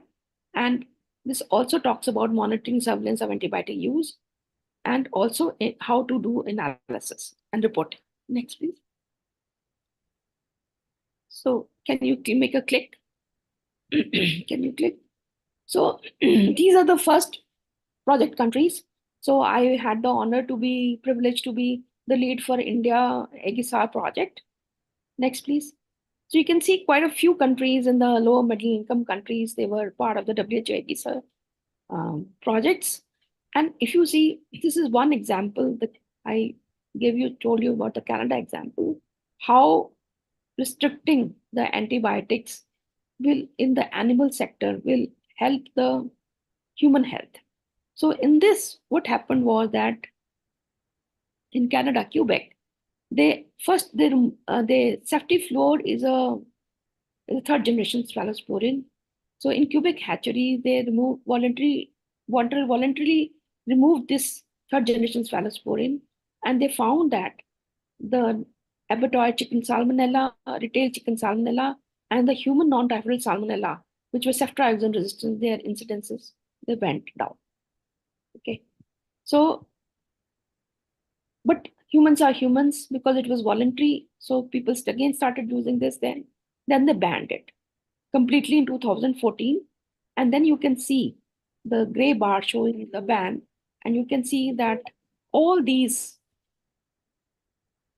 the percent of flocks reporting use of ceftioflor, you can see, and that came to 0%. And there is a corresponding decrease in abattoir chicken salmonella, retained chicken salmonella, and human non-typhoidal salmonella species. So this is how the power of stopping one antibiotic in the animal health sector, which impacts the human health. So if it was only salmonella, next slide, please, then we could have thought that, okay, this is salmonella. But similar findings they showed in E. coli. Next, please. So this is our own study. This was the largest surveillance done anywhere in the world.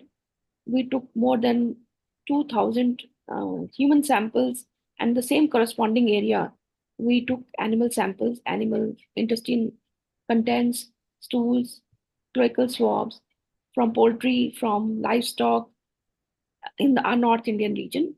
And this salmonella, which is Salmonella enterica serovar Kentucky ST198, this is the predominant strain which is circulating right now, and this causing acute gastroenteritis in our region. And we did a whole genome sequencing, and we found that it's very, I'm not sure which is very clear, but we found that, next slide, please. We found, these were the key findings. We found that chicken and goats, these strains, they were separate clusters, suggesting that they circulate independently from each other. But many cases we identified, we could trace it to the farm where chicken and goat clustered alongside human isolates, indicating a possible transmission between humans and animals, potentially via the consumption of contaminated food, contacts with animals. Additionally, we showed that some examples where human and non-human strains isolated from India clustered together with isolates from UK, suggesting an epidemiological link to international travelers between India and UK. So this is the power of One Health power of genomics in One Health that you can go to the farm level and trace. Next, please. So coming to some of the challenges. The biggest challenge in utilizing One Health is the fragmented efforts. You know that we have different ministries dealing with, in India, we have different ministries and government agencies dealing with these, that we have a separate environmental ministry, agriculture ministry, health ministry, human health ministry. So, and there is no crosstalk, they're working in their silos, and there is no crosstalk happening between, and there's lack of systemic surveillance systems for all three sectors. Next, please. So apart from this silos approach, I tell you that we in the human health sector, we get paid pretty well, but the infrastructure on the animal health side, the payments, the workforce capacity, the capacity to look for antimicrobial resistance, to isolate the organisms, because we conduct many training programs for a veterinary sector also. So there's insufficient funding. So this sector is lacking. And this complex coordination which is required, because I have gone to many One Health meetings and they say that human health sector accuses the animal health sector that we are spreading the resistance, whereas the maximum antibiotic usage is happening in the human health sectors. So these are very complex situations and complex challenges. Next, please. So then there are competing economic interests. I'm giving examples of between public health and agricultural productivity. If the farmer to use an antibiotic is an economic incentive, because he is going to lose always, if he gets a Salmonella typhimurium infection in the poultry chicks, his whole farm is all chicks are going to die. So this is an economic requirement for him. He will, because he's not a very rich farmer. Even if he's a rich farmer, he would not like to lose money. And then there are data gaps, insufficient data on AMR prevalence and antibiotic use across regions. In fact, there is hardly any data. It is very difficult to capture antibiotic usage data in the livestock sector. Next, please. So way ahead. Challenges are many. So I was the mentor for this meeting and steering committee member for this. So this was between UK, Academic Medical Sciences, and ICMR, and we actually brainstormed with a way ahead. Next, please. So I will show you some of the important points, and this policy guideline is going to be published soon.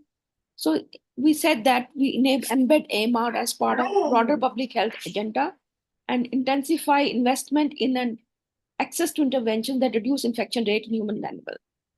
For long, we have considered AMR in isolation. So it should be embedded with the broader public health agenda so that we can integrate antibiotic stewardship, we can infection control practices, and the WASH activities. Next, please. This is basically for the Indian context I'm talking about. And these are the actions to be prioritized, that we need a leadership from governing bodies and coordination across multiple sectors. And these structures have to be created spanning human health, animal and environmental sector at subnational, national, and international level. They should need sufficient funds, and cross-sectoral governance is very important. Next, please. So next action to be prioritized is to develop a national regulatory framework to ensure appropriate use of antibiotics in humans and animals. So we talked about access and excess. Both are important because certain parts of the country may not have access to the antibiotics. So these need effective systems to monitor antimicrobial use and robust data collection and routine evaluation of antimicrobial effectiveness, which all microbiology labs are doing, is paramount importance. Next, please.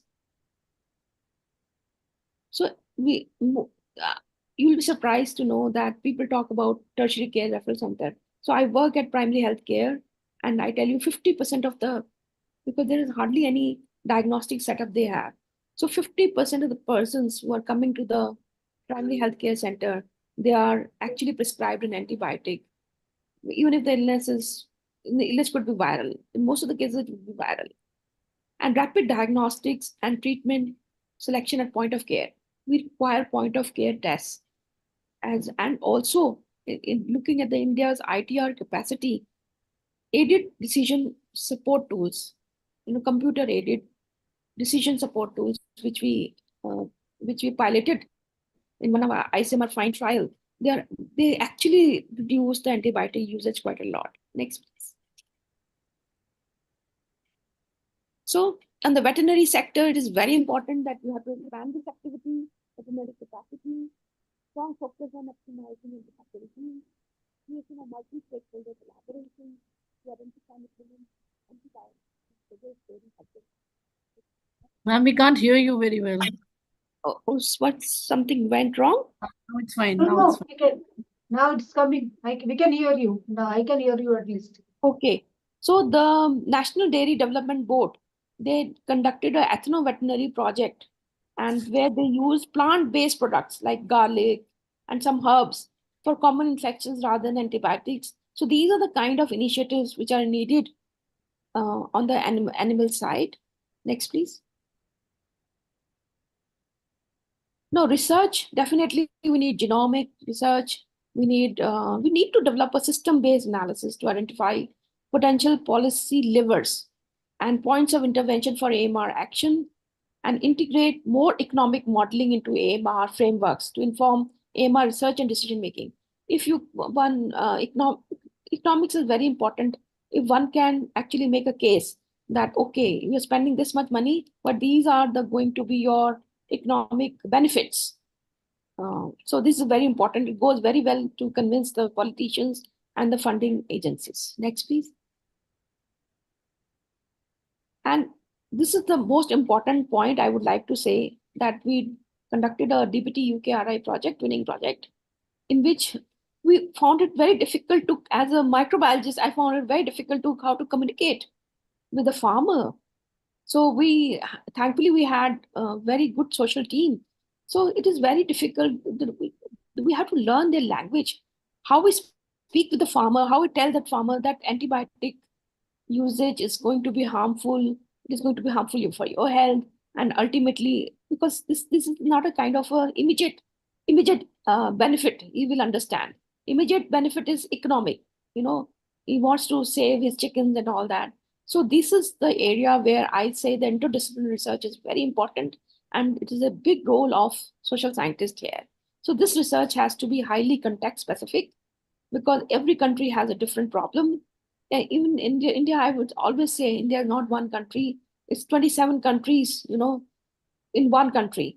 So there are regional issues, there are ethnic issues, and all need to be addressed, and they can be addressed best by the social scientists. Next, please. So what is needed? We need policies, stakeholder engagements. We also need innovations in diagnostic and treatment. Next, please. I will go fast now because this is quite a lot of repetition.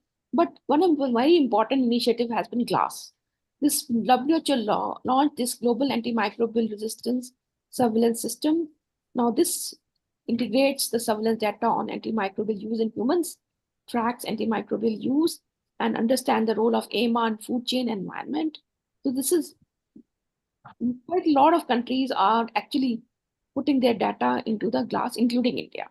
ICMR is the nodal agency who actually, we have a network of ICMR network on AMR, and I'm the nodal officer for the ICMR AMR on Enterobacteriales, and we submit our data to ICMR, and ICMR submits that data to GLASS. Next, please. Then another is the critical priority pathogen list, which actually guides research and development for new antimicrobial diagnostic tool and vaccine. It took us 2 years to develop this list, and the new list is out. And then WHO has partnership with DNDi to introduce new antimicrobials in LMICs. Next, please. So awareness.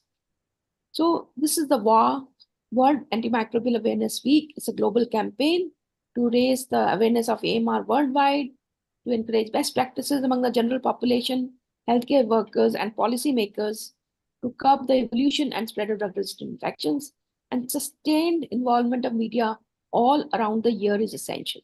So not only during the war week, but we need to be a sustained. And this mass media can be a very powerful tool. And we also recommended that the AMR awareness should be started in school and should be part of the curriculum of the school children. Because children are best to teach their parents. And we have always been reactive, but now we need to be proactive to strengthen the surveillance and monitoring system, and we have to make evidence-based decisions. Next, please. And foster collaborative research and innovation by developing novel antimicrobials, improved diagnostic, and data-driven insights. Next, please. And this is a very weak area. We have all the kinds of policies, but hardly any implementation. So implementation of the policies should be such that they should be implemented. But one has to provide incentives. Like one has to provide incentive to the farmer.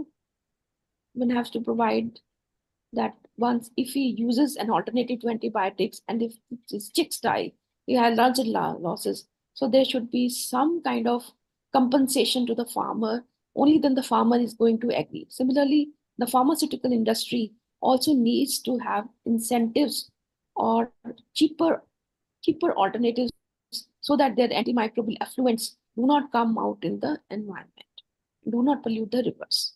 Next, please. So we have to build a resilient and sustainable One Health ecosystem. I recommend you to go to Canada website, and it has all these components: capacity building, stakeholder engagement, sustainable financing. Very important that unless we have funds, and funds are actually they percolate down to the actual person who needs that fund. We may keep on talking about One Health. The results will be very slow the gains will be slow to appear. Next, please. So this is my last slide, a thank you slide, and saying that all the, I would say now we have a long lives now, thanks to good cancer management, chemotherapy, so many surgeries. All this has been possible because of antibiotics. So without effective antibiotics, attaining universal health care and sustainable development goals will not be possible. So we not only have to develop new, but more important is we have to preserve the ones we have, and prevention is always better than cure. So this is, we need to act, and everybody, right from the society, human health sector, animal health sector, environmentalists, everybody has to come together in real One Health scenario, because we have our human health is integrated with the animal health and environmental health, and we are living in an interconnected society, interconnected planet, and we have to come together so that we can mitigate the effects of AMR. Thank you so much for patient listening. Thank you, Dr. Niyam. As always, your content, your hard work on ground, and your assimilation of various studies, and your first-hand experiences, they form the larger content of your talks everywhere, and that's what people are looking for, somebody who's on hands with. Now, coming to One Health, I think the biggest challenge that you I think want to mention but did not mention was that the biggest challenge is Homo sapiens sapiens. It is, I mean, the mankind, in fact, because we create chaos and mess. We are masters at that. And then, we try to meddle in finding solutions to that, and then create more mess. And then we formulate all those, we think, we get all the experts together and try combating the mess that we have created, and then claim some certain amount of success in certain pockets. And in return, what we get is much more chaotic than what we began with. So my thing is that it is something which we need not interfere and meddle with nature as such. I'm very sure that, yes, certain things need to be done in human health, certain things have to be done in animal health, especially the domesticated ones. But I think it's time that we lift the environment as such. Don't disturb it. Growing populations, human populations, the climatic changes that we have brought with introduction of so many things, and the movement of humans and animals and animal products, they all have contributed specifically for this, in this aspect. And I don't think that One Health should only be used. It's almost like a 2 decades old, concept, which is in past 2 years, it has gained very, very high focus. But still, I think that we need to do much more than what we tend to integrate. One of the major things is not to introduce certain things that I think should always form a part of One Health. And when I say that, I have been, and we had discussed with Dr. Meher also, I think last year or something, that there are more than 500 drugs which have antimicrobial effect. They have got suboptimal effect. So, and they are taken by even something which is very common like statins, paracetamols, and such like things. I mean, they have more than 500 such drugs have, and they are just thrown into the environment, creating more chaos. They have got some optimal effect upon gut microbes also. So we have to be very, very thoughtful about what we are using even for our own health, besides antimicrobials. So that's something which we need to, collectively come across and think. And as far as conditions are concerned, yes, India has a lot more challenges, which are with the world's largest population holding up in this part of the region, of the world, and more than 140 crore people. So that's something which is very difficult to handle everything at a fast pace. So things are changing, as you must have noticed in the government, being in the government committees, and something which I have also noticed in past decade, that things have moved fast. People are much more aware now. They do have respect for antimicrobials, and only thing is that, yes, like what Dr. David Livermore was saying about the data that was produced. So we need to have much more integrity, I would say, or much more thoughtfulness while putting our data together.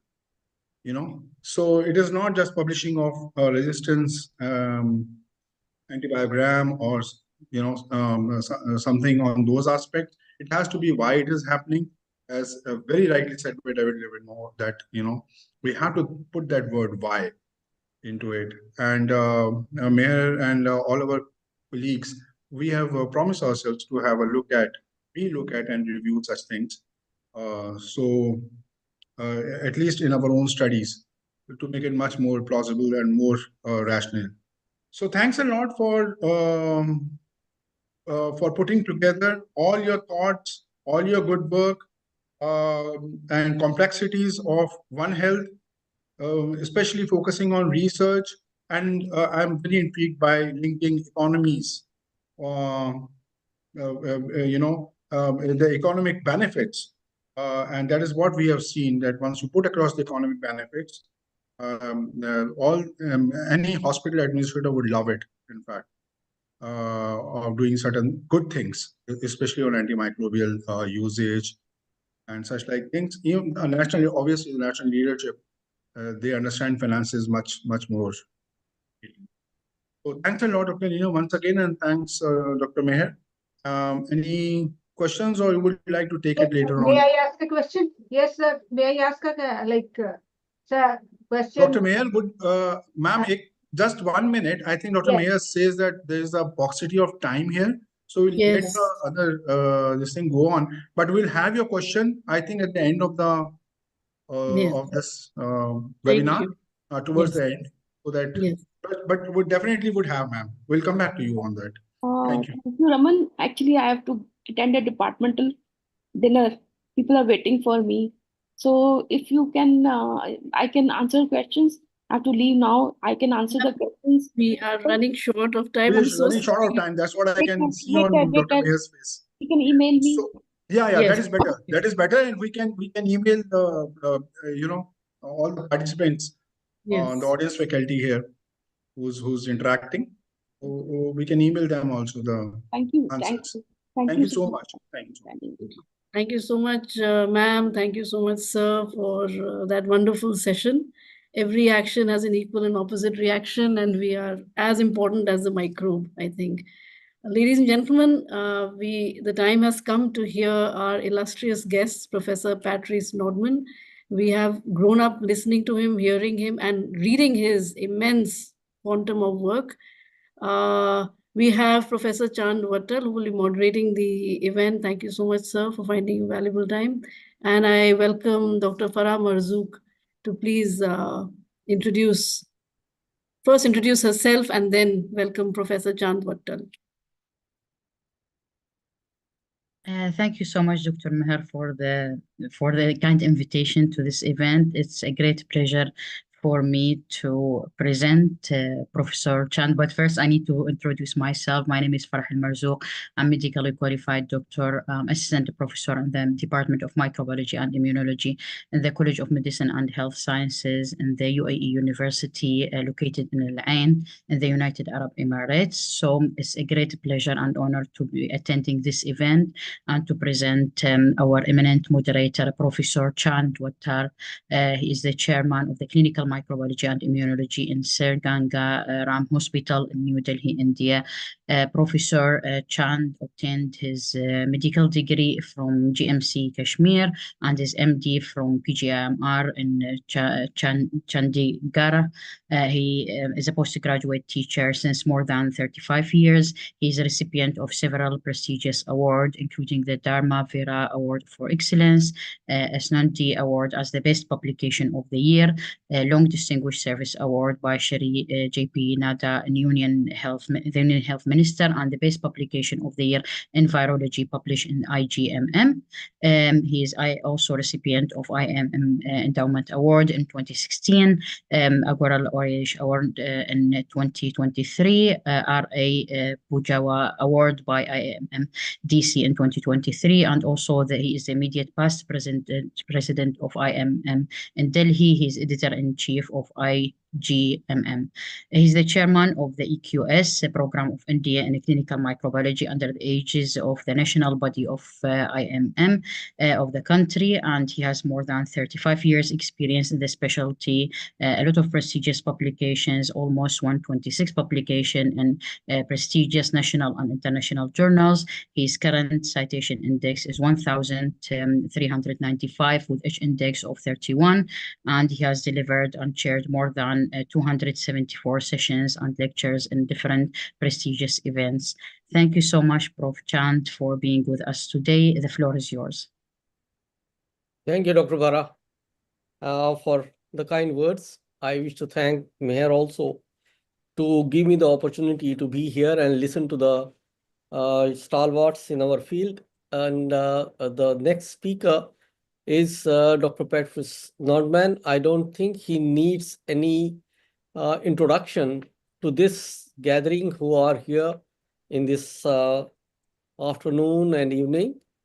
But for the freshers or the PGs who are listening, and I'm sure they must have gone through his huge number of publications on the AMR and the mechanisms of resistance and the new drugs. He's a professor and head, also founder, medical and molecular microbiology department, emerging antibiotic resistance research group, section of medicine, faculty of science and medicine, University of Fribourg, Switzerland. He's a head and again founder, Laboratory Strange Estli. I can't pronounce that in his language. So it is for the National Institute of Health and Medical Research in France, the National Reference Center for Emerging Antibiotic Resistance for Switzerland, Health Ministry and European Institute of Emerging Antibiotic Resistance, UNIFR Switzerland. He is the founder and head research unit in SERM 914, Emerging Resistance to Antibiotics, 2008 to 15, founder and director of the French National Reference Center for Antibiotic Resistance, gram-negative rods, carbapenemases, 2012 to 15. You will, I'm sure, listen from him more about these carbapenemases. He is a member, scientific and steering committee of the STAR program, Antibiotic Resistance Control, Ministry of Health, and BAG, OFF, FPS, Bern, Scientific Committee of ANRESIS Network, Epidemiology of Antibiotic Resistance for Switzerland, Ministry of Health and Bern. He has a cumulative citation of more than a lakh or 100,000. We talk of publications more than 880 around, and H index of 162. In 2014, and European Society of Clinical Microbiology and Infectious Diseases gave him the Excellence Award in Clinical Microbiology and Infectious Diseases. And ASM in 2015 in the ICAC Research Award was given. ASM Premier Award honoring outstanding accomplishments in antimicrobial research, San Diego, CAUSA 2015. These are his main awards that he has received. He is also the vice president of various organizations. I welcome Professor Nordman for his presentation on insight into molecular mechanisms of resistance. Welcome, Professor Nordman. So I thank you very much for your very nice word, you know. And now I'm going to try to share my slide. And here it is. Wait a minute, maybe it will come or not. Do you get it or not? Hello. Not yet. Not as yet. Not yet. And here? No, nothing. Nothing. Aha. It is written stop. Here you have a copy. Well, No, I not think yet. well, Would you like have a to copy. mail me, sir? If you would like to mail me the copy, then I'll present from here. I already sent you today. I see. I'll just check. Why it doesn't work? We don't know. Otherwise, just sir, I stop the stopped. Wait, sharing and reshare. I stopped sharing. I don't know. That's so. By the way, I thank you very much for your by waiting, you know, for the sharing. So a few words to thank you very much for inviting me to this meeting. I'm very pleased to see all my friends from Middle East and from India and from all over the world, but mostly Middle East, where I've been many times, and in India, where I've been so many times. And I remember how kind you were to welcome me to give a series of talks. So now it's just an online talk. Do you want I try again to share, or I'll let you do? No, I've got it. I've got it, I think. You get it, sure. Yes, Super. just It's surprising, you know. We go on the moon, and sometimes, for unknown reason, it's difficult to share. They have, once you finish some of the naughty things, as some political questions. Yes, exactly. Is this visible now? Yes. Super. For me, it's super. Great. So maybe I will, Please since go ahead. I cannot do anything, maybe I will tell you just next for the next slide. Yes. Perfect. Go ahead, sir. Okay, so next, please. So, you know, in terms of emerging antibiotic resistance, I'm going to talk about the problem that are emerging mostly in community-acquired pathogen and in hospital as well as in community-acquired pathogen. In terms of novel emerging antibiotic resistance, everything is focused on gram-negative. So for the next 20, 50 years, I'm talking to our younger colleague, the future will be there. For their career in gram-negative, and my guess would be mostly in E. coli, because it is, as mentioned before, this is a source of animal and human infection. So next, please. So the very well-known problem was the so-called ESBL. You know, this is this type of expanded spectrum beta-lactamase, which genes are located in plasmid, so very easy to be transferred from one antibacterial state to another. And most of these ESBL producers, E. coli or Klebsiella pneumoniae, for example, are co-resistant to a variety of non-beta-lactam antibiotic resistance. This means so there is not so many possibility for treating those bacterial infections. Next, please. And so the current situation of the worldwide distribution of those ESBL producers in E. coli is the following. You see on that slide, you know, this is from a very nice paper published in 2022 in The Lancet. You can see that the epicenter of the problem is Bangladesh, India, Pakistan. You can see that on that slide. And I remember, you know, the very first CTXM15, which is now the most common, you know, the most common antibiotic resistance determined as an ESBL. This one came from India because, you know, our group, you know, published the very first Klebsiella pneumoniae producing CTXM15. And now we are well aware that CTX3 and 15 are very common, you know, in this part of the world. But the beauty of this story is we are not covered all over the world by ESBL producer in E. coli reaching more than 50, 60, or 70%. Whereas in this region of the world, they have a huge percentage of E. coli producer of ESBL. Next, please. And so the consequence of that is, you know, if we travel in a given part of the world, and again, this part of the world, as well as, you know, North Africa, Middle East, and China, and Asia in general, there is more risk to get colonized and possibly infected than any other part of the world. And I mean North America, South America, Europe, and Northern Asia, such as Russia, for example. Next, please. So my opinion is there is very low usage of many tests that are available for detecting ESBL production. And one of those tests we developed is the so-called rapid ESBL NP test that may detect ESBL producer from blood culture, from culture of bacteria, or from urinary tract infection.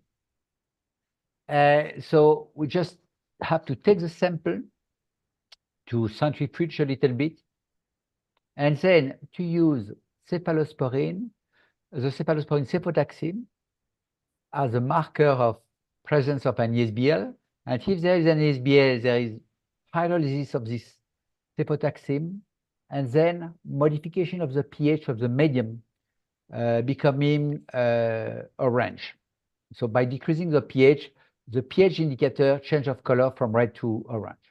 And in another tube, when we are doing the exact same experiment, but we add an inhibitor of ESBL, such as tazobactam, then we will get no hydrolysis. And if we compare the two tubes with or without inhibitor, we can deduce presence of an ESBL. And this test is now marketed, and it can be available worldwide. And my opinion is by using this test, in particular from blood culture, where, you know, if you have a positive blood culture, we have up to 10 to 8, 10 to 9 CFU per ml, then in those cases, we can use very well this rapid ESBL. And in terms of better usage of antibiotic, meaning antibiotic stewardship, this is on my eyes, you know, a very good way to choose a carbapenem or not to choose a carbapenem for treating an ESBL infection. Next, please. Second most important problem, which is now evidenced among community-acquired pathogen, is the problem of carbapenemases, and there is a large variety, NDM, KPC, oxafortuase, as we know. Next, please. And so the very first in terms of occurrence in the world were the so-called KPC identified in Klebsiella pneumoniae. You can see that those bacteria are totally resistant to all beta-lactam, and co-resistance is very frequently observed.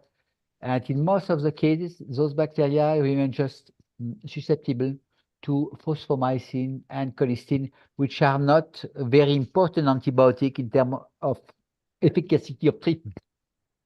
Next, please. And so this was, I would say, 15 years ago. Now, the current situation is still, there is a lot of this KPC producer in the US, in South Africa, in eastern part and southern part of Europe, such as Italy, Greece, Poland, Hungary, Romania. There is a lot of KPC producer, and in India, Pakistan, and Bangladesh, again, there is a lot of KPC producers. But by chance, those KPC mostly remain located in Klebsiella pneumoniae. So this is not a very common, source of carbapenemas among community-acquired pathogens. Next, please. This is not the case because for the NDM, the NDM stands for New Delhi metallobeta-lactamase, because the very first isolate was a Klebsiella pneumoniae identified in Sweden from a patient, Indian patient hospitalized or coming from New Delhi. And again, you have the same type of multi-drug resistance pattern. Next, please. One of the main problems is, as opposed to the KPC producer, worldwide, what we are seeing is a lot of community-acquired pathogens that are prone to possess an NDM, and in particular NDM5. And recent papers show a rapid spread of a given so-called ST type of E. coli that produce NDM5. And one of the problems is those bugs in the community may become underestimated. We may not always identify those NDM in the community, whereas in the hospital, usually people identify very well those type of carbapenemas producers. And then this E. coli may enter in the hospital and may be the source of hospital-acquired infection. Exactly the same we have observed, I would say, now 25 years ago, with the problem of CTXM. At the very beginning, CTXM were located only in E. coli. And then thereafter, the plasmid were identifying Klebsiella pneumoniae, and those ESBL producers were identified as the source of hospital-acquired infection. And I believe what we are going to see, and what we are seeing, in fact, right now, is a silent spread of E. coli, which be the source of hospital-acquired infection related to NDM5. Next, please. Yep. And so one of the problem is the fact that in some region of the world, and again, in India, Pakistan, Bangladesh, it is estimated, depending on the study, but it is estimated the resistance of E. coli to carbapenem may reach 20% or 16, 17%, which is very high as compared to the resistance rates we observe, for example, in Europe, which is around 0.1% at the maximum. In Switzerland, the rate of resistance to E. coli to carbapenem is 0.00%. Next, please. And the third type of carbapenems that we may observe among community-acquired pathogen is this OXA48, which are often associated with an ESBL. This means that in terms of antibiotic susceptibility or resistance, more or less this is the same as NDM producer or KPC producer. And I remember 20 years ago, we identified the very first strain, which was a Klebsiella pneumoniae from a patient hospitalized in Istanbul, in Turkey. And then we performed several studies identifying this OXA48 in the Middle East, in North Africa, and then in Europe. Next, please. And so in 2024, today, we estimate that OXA48 remain located North Africa, where there is a huge reservoir, so from Morocco to Egypt, and then in Turkey, in Iran, very likely, in Europe, due to exchange of population between North Africa, Middle East, and Europe, and again in India and Pakistan, Bangladesh, and there is a mix of derivative of OXA48. The very common is OXA181. And you see from that slide, there is at the end very few, but very few in the US and very few in Canada, and not so many in South America. There are, but not so many as compared to, for example, in Europe, where clearly OXA48 producers are becoming the most important group of carbapenems. And for example, in my reference center here in Switzerland, by far, OXA48 are the leader in Enterobacteriaceae among carbapenems. Next, please. And one of the reasons, in particular for OXA48, one of the reasons of the spread is the fact that this OXA48 gene is located on a very specific plasmid. Worldwide, a few exceptions as always in medicine, but worldwide, this gene is located on a 62 kb plasmid, always the same worldwide, and this plasmid transfer at a very high frequency, 100-fold higher than the regular plasmid, from E. coli to Klebsiella to Cloacritum Proteus mirabilis. Why we have detailed the genetics behind that is because this gene is located on a transposon, that means a mobile element, which is inserted in the regulator factor that limits the spread of the plasmid. So this insertion leads to derepression of the transfer of this OXA48 gene. And this explains that on a daily basis, a patient may harbor E. coli and Klebsiella pneumoniae with the exact same OXA48 determinant. And second, in the hospital, we may observe easily outbreak related to this OXA48 to a variety to enterobacterial species. Next, please. And I remember when I was working in Paris, I asked my secretary, my assistant, who went on vacation in Morocco, to take samples from the ground. And I said, rather than to go swimming and have fun only on Morocco, please help us. And she took some samples from different places in Morocco. And from that, we identify Serratia that produce OXA48 determinant. And from that very pioneer, very first study, we were able to say this OXA48 is clearly in the environment at a very high level. Next, please.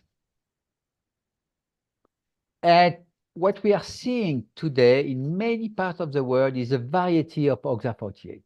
And some of them, such as OXA244, which is spreading in E. coli and spreading in community-acquired pathogen, may confer very low level, if any, to carbapenem. And so you can see just, I have put, a yellow square around the imipenem, ertapenem, and meropenem susceptibility. You can see that that bug remains susceptible to carbapenem, or just a vague decrease of susceptibility to carbapenem.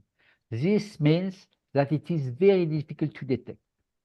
And by making the genetic analysis, we were able to identify that this gene is located sometime on plasmid, but sometimes on the chromosome.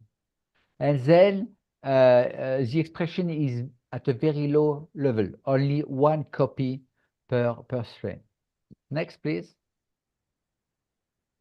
And so again, my belief is those days we are not using enough rapid diagnostic testing. So, for carbapenemol, rapid diagnostic testing may be based mostly on biochemistry, such as the rapid carba-NP test, which is shown here, immunology that works quite well, and PCR-based technique. The problem of those PCR-based techniques, they remain more costly than biochemistry or immunology. So biochemistry is the test we developed 50 years ago, and so it is the same idea as the ESBL.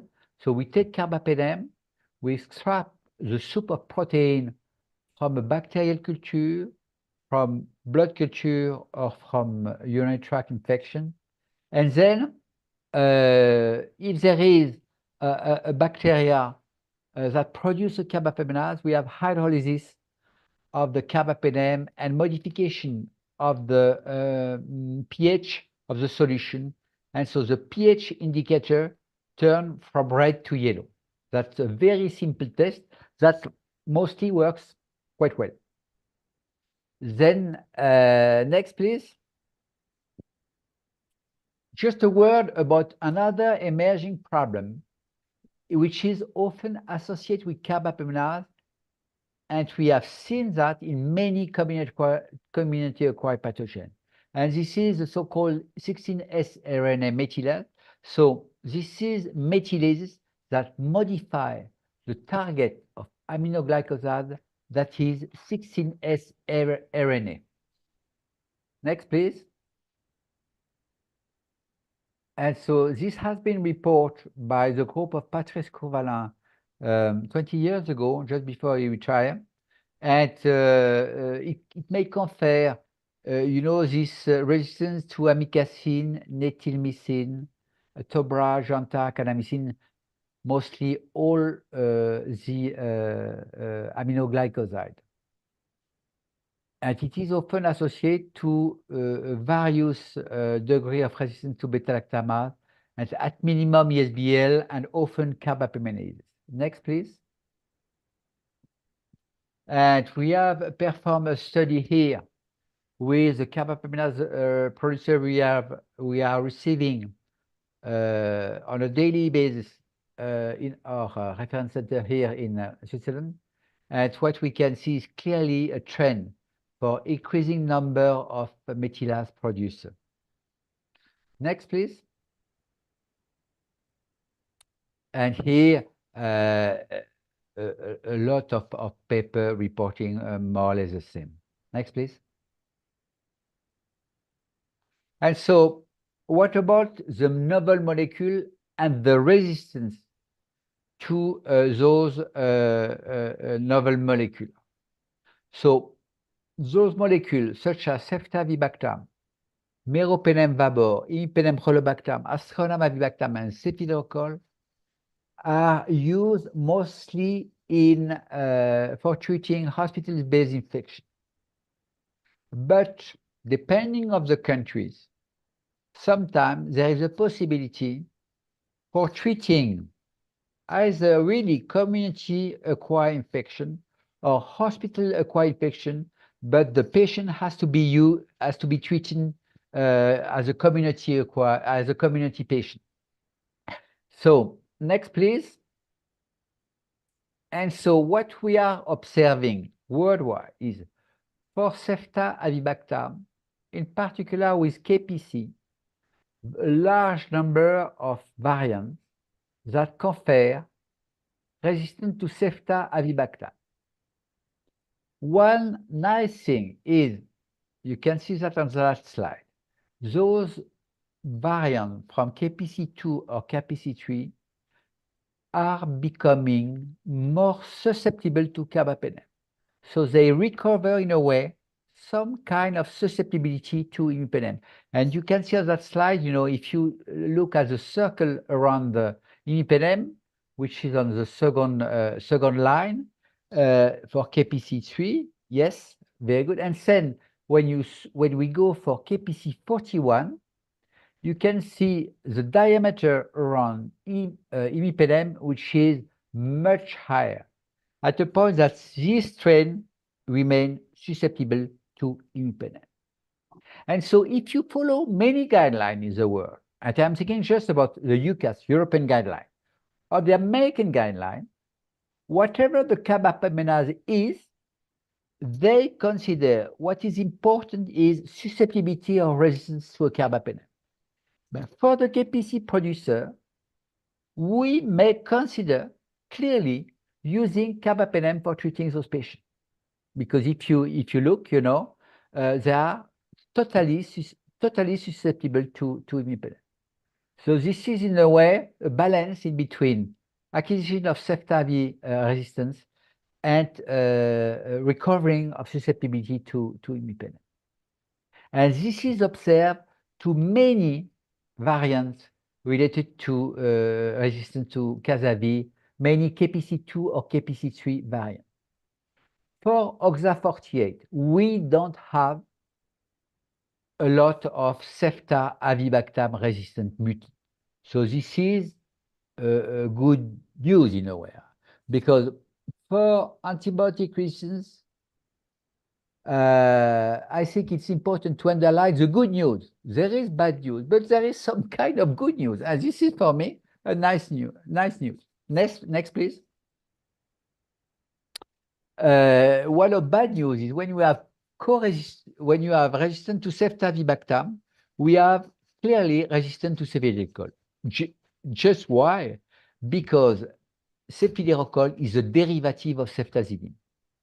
So it is logical that for a series of these KPC variants that are resistant to ceftazidime, they become resistant to cefiderocol.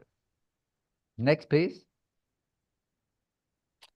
And about these KPC variants, this slide is to underline the diversity of KPC.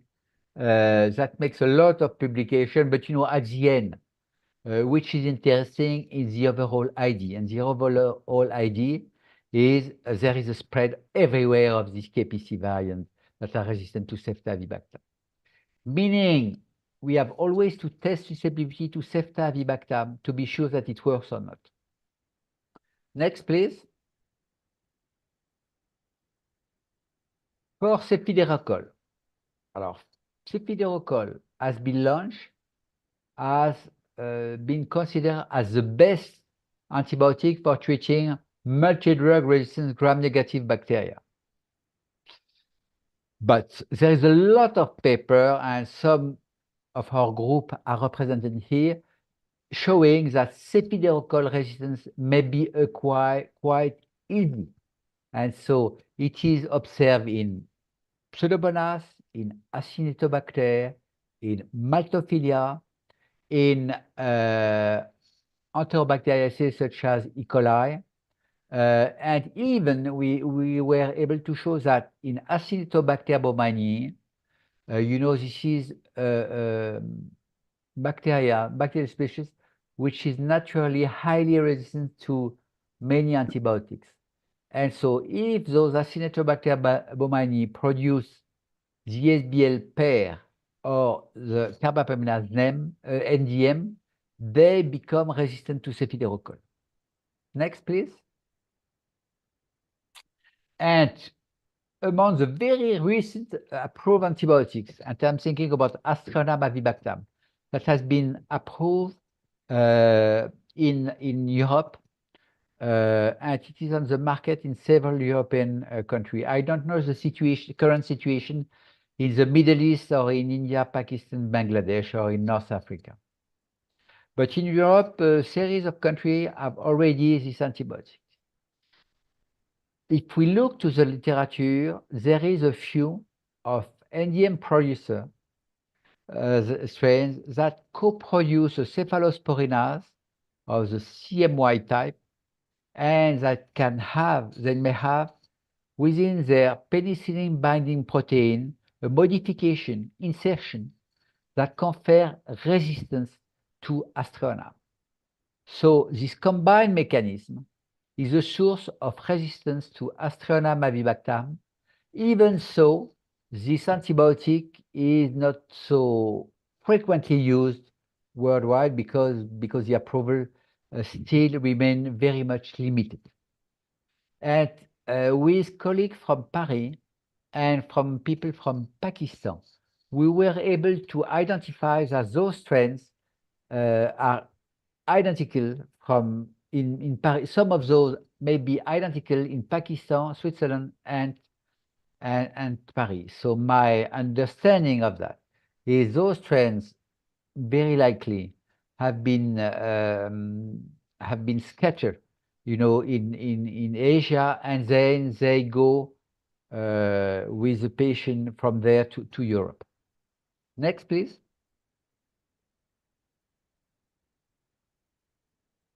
And so my last slide is the following, and I think it's important on 2 or 3 aspects. My idea of that slide is like, the story of Saint-Exupéry, The Little Prince. And in The Little Prince, he was saying what is important is sometimes what you are not seeing, what you feel. And what you are not seeing is, unfortunately, the gut flora. And the spread of the gut flora without identification of antibiotic resistance may be the source of the problem in terms of spread of multi-drug resistance bacteria worldwide. And this is just the opposite of the COVID. Because of the COVID, let's say we have, well, my estimation will be wrong, but let's say we have 10 or 20 carrier for 2 infected. But the infected, we identify very clearly around us, in the community, and so we can very easily say, okay, we are seeing a novel outbreak, we close different facilities, we ask the people to stay at home, and what we are seeing today is sure there is some COVID infection, but they are not so common that, as 3 or 4 years ago, because this virus was able to make clinical syndrome to a diversity of people, in between the young people, the old, the women, the men. And so we were able to identify the problem. For emerging antibiotic resistance, we can identify the problem, in fact, and I'm thinking about my position here in Switzerland, only by screening hospitalized patients coming from abroad, because, the problem of emerging antibiotic resistance is very few, in Switzerland. So it's very peculiar situations. So today in Europe, for example, there is not identification of antibiotic resistance, and this is the same, in many parts of the world, such as, for example, Middle East or India, Pakistan, and Bangladesh, or China. So non-identification of silent spread of antibiotic resistance is going to be the problem. So I am sorry to end my talk on a not so optimistic point of view, but I don't see very well how we can reverse this trend. What I cannot foresee is the speed of the spread. This I cannot say. But for sure, 20 years from now, in gram-negative, in particular in Enterobacteriaceae, I see a silent and sure spread of those multi-drug resistant bacteria worldwide. I thank you very much for your attention. Thank you. Hello. Thank you so much. Yeah.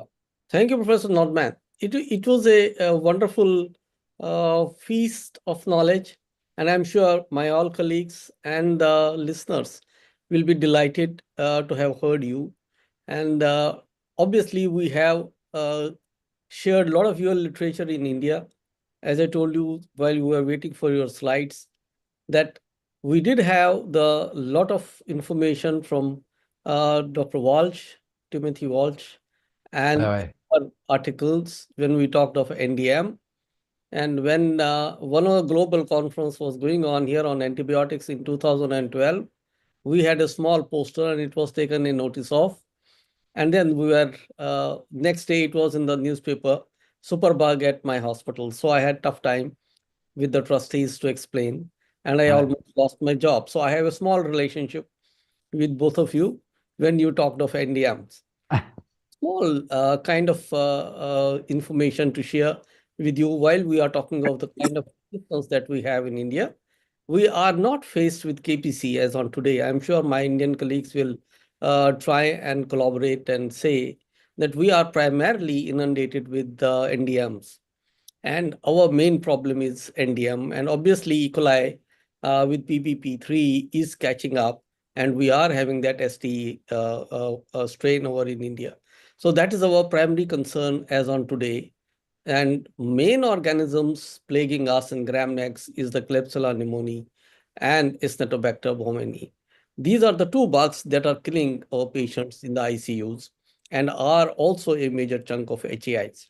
We do have E. coli, but we do find them more amenable to treatment, including Pseudomonas aeruginosa, which we do find that they are amenable to treatment. But worse are the Klebsiella pneumoniae and Acinetobacter baumannii. And to add to the insult is the fungal infections like Candida auris and Candida tropicalis. These are the kind of things that are plaguing us. But anyway, we had a wonderful time hearing you. I think we are having shortage of time. And if you have any questions or at the end of it. So any comments from Professor Nordman?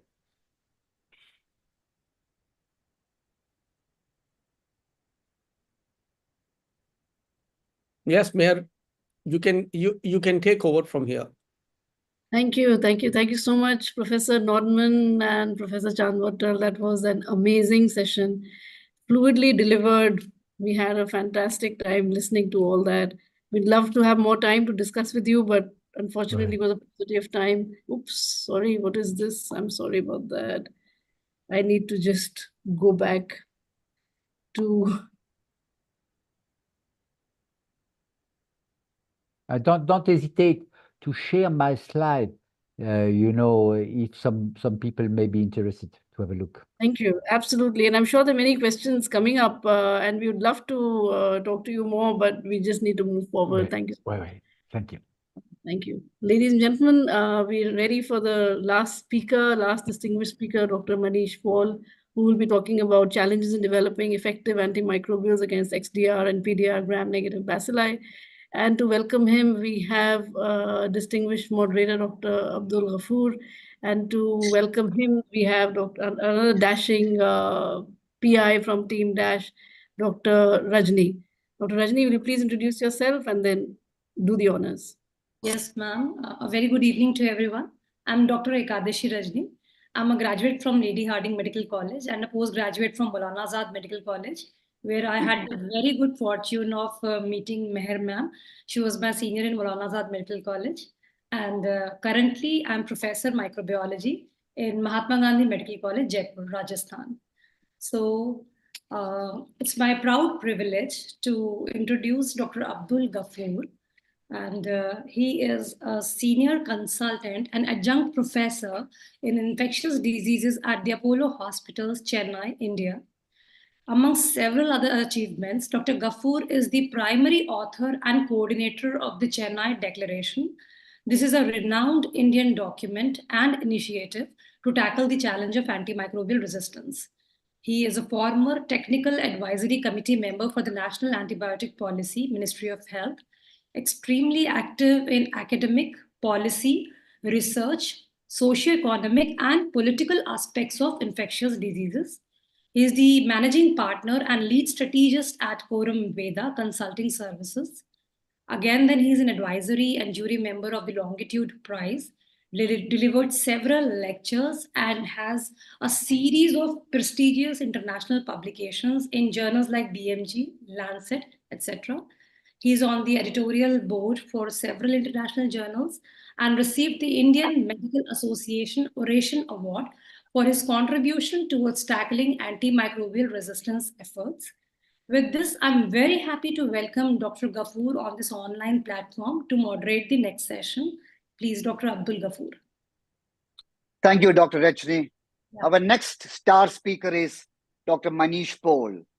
And I'm not going to read out his CV slide because if I do that, I will be diluting his most important achievement. That is, he is the lead co-inventor of the first Indian anti-infective to the world, that is cefepime and metazobactam. Dr. Manish, I'm an infectious disease physician working in a cancer center. Every day, I treat patients where only 1 or 2 antibiotics are effective, or no antibiotics are effective. And when I'm holding their hand, I feel helpless. And for myself and for my patients, any scientist who develop, invent, and deploy new antibiotics is an angel and a godsend. So to me and my patients, Dr. Manish, you are an angel and godsend. Over to you. We are so enthusiastic to listen to your story. Thank you, Manish. Over to you. Thank you, Dr. Ghafoor.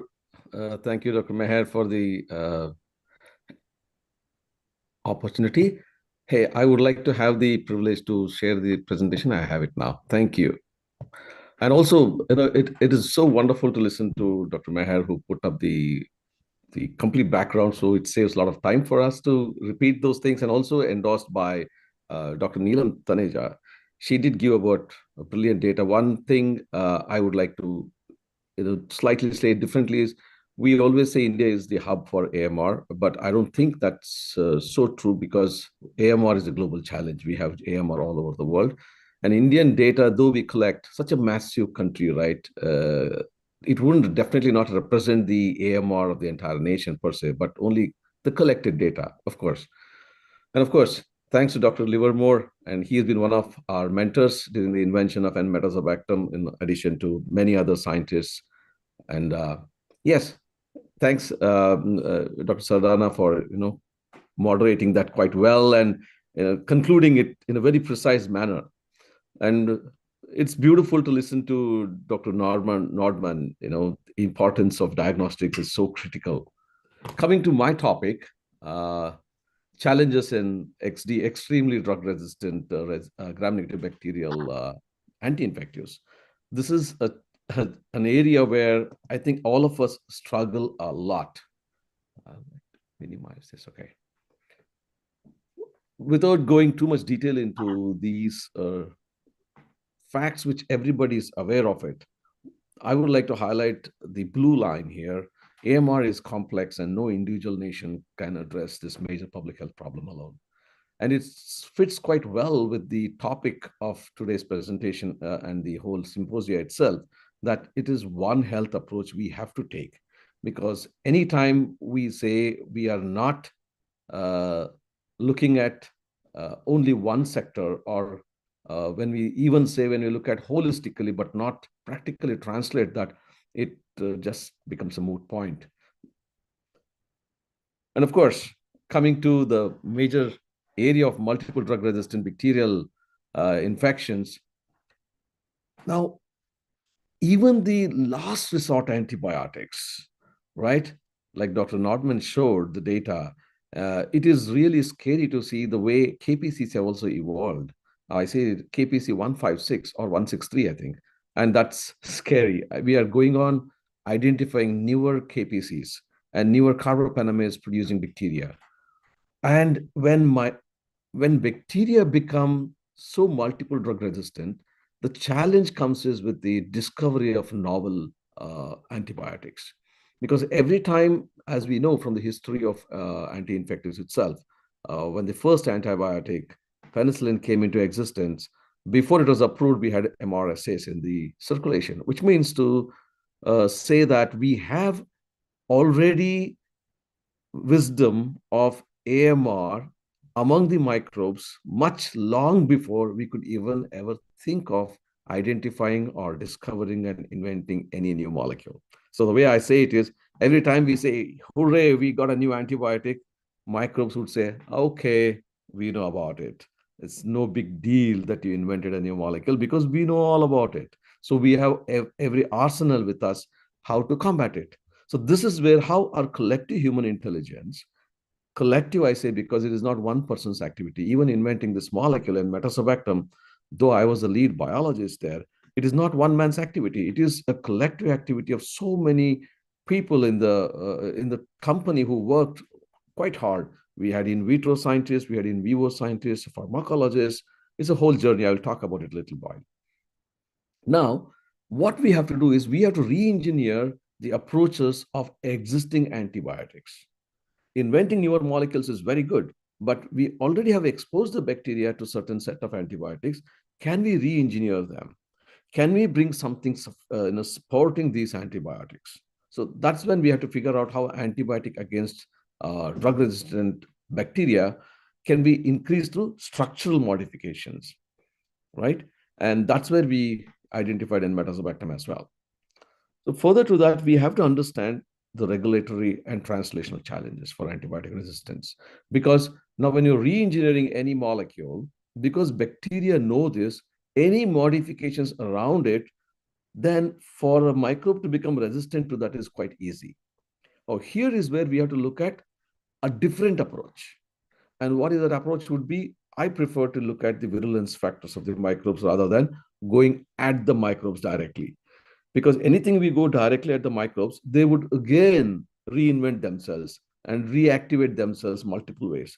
So instead of triggering that activity, if I can attack its virulence factors, one of them being the beta-lactamases, right? And that is the approach. What I'm mentioning here is enmetazobactam, where we have approached attacking its enzymes rather than the bacteria itself. So here, in a way, bacteria doesn't know exactly, oh, there is a new BLI there. It is just confused now. Well, we have, again, Cefepime attacking us. What's going on? So they may be thinking that humans have surpassed them. But before they catch up, I think we can take care of the carbapenems. Because when we start using carbapenems as the first line of therapy, we are, in fact, pushing the microbes to the corner to bounce back at us. So to prevent that, we need newer BLIs, which would come. Of course, we have quite a few come up, and I would appreciate even the Zainich, which is the Zidibactam from Wokhart. That's from India again, the second molecule, which from India, which has made it to the market now. Of course, that is the one which is now, it is not exactly a complete BLI. It has also inherent antibacterial activity, but it does supplement the antibiotics, whichever it can be attached with, so that carbapenemase resistant microbes can also be treated with that without introducing high pressure by the carbapenems themselves. So going to the One Health side, we have heard quite a bit of it on One Health, what it is and why we have to collaborate between all the three verticals. Because if we do not work in tandem, I think we are going to lose the battle again. The food industry. Of course, Dr. Taneja said we shouldn't blame the food industry or the agriculture or animal sectors, but I think it is not to blame anyone. Each of us have to own up the responsibilities in our own verticals and come collectively. And as she mentioned, there is no coordination at the policy level of all the three verticals to come together and address this challenge. So that is something as a policy matter we have to address. Because when we do that, we are going to take up and address the 5 sustainable developmental goals, which are critical as part of the 7 SDGs for the world to become more sustainable. We can address poverty issues, health and well-being, inequalities, hunger issues, and also the loss of manpower which could happen due to highly drug-resistant infectious diseases. Now, we always think, where exactly is the infection coming from? Though this is a little older paper, maybe about a decade old, but still it is quite relevant to us to look at how anti-infective resistances or antimicrobial resistance comes from multiple sectors. And when I see this, the right side circles, the animal and humans are quite equivalent. And they are the ones which are contributing to the high resistances. So food animals are one more area where we have to pay attention to.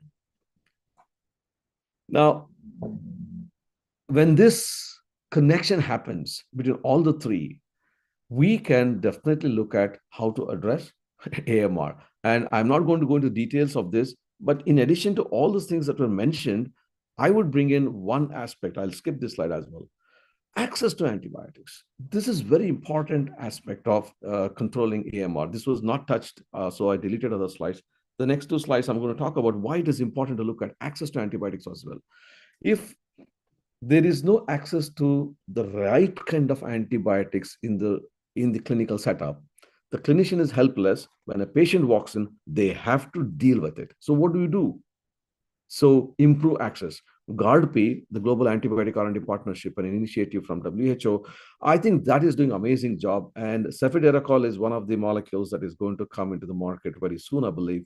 And they are looking at multiple programs to ensure that these antibiotics, which are not known to add additional antibiotic resistance mechanisms, can be brought into the market so that the LMICs, which is a major challenge, where the major challenge is access to antibiotics, can be addressed. And the next important thing is the quality of antibiotics.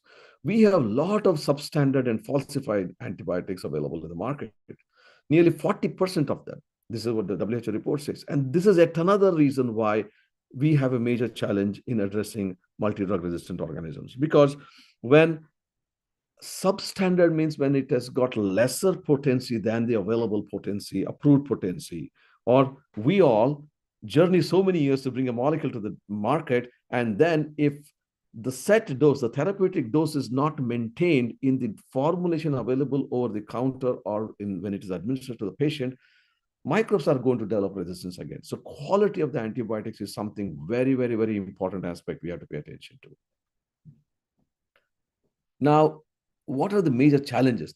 One of the things is the vulnerability of antibacterial drug R&D, because whenever we talk about antibiotic resistances or drug development, the major thing people say is, oh, there is not many molecules, not many avenues. That's not true. We have done so many research.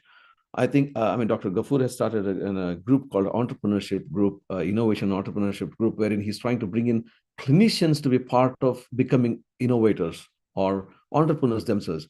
That is a very good initiative to engage them to understand the problem, because they know the reality in the clinics.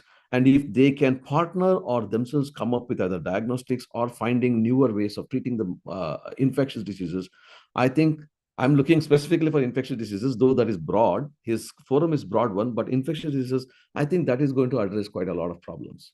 So some of the highlights I mentioned is the critical medical needs will be addressed by understood by them, but the initiatives, right? Push and pull initiatives have been done by the global agencies, but it is not yet fully implemented. Only thing I can look at is the CARBEX, the BARDA, those things have come into play. But the initiatives where once the product comes to the market, how could we push it to reach the clinicians? Because drug discovery journey of anti-infectives is a very, very, very arduous journey with low return on investment. That is the reason there are very few companies who are actively working on it.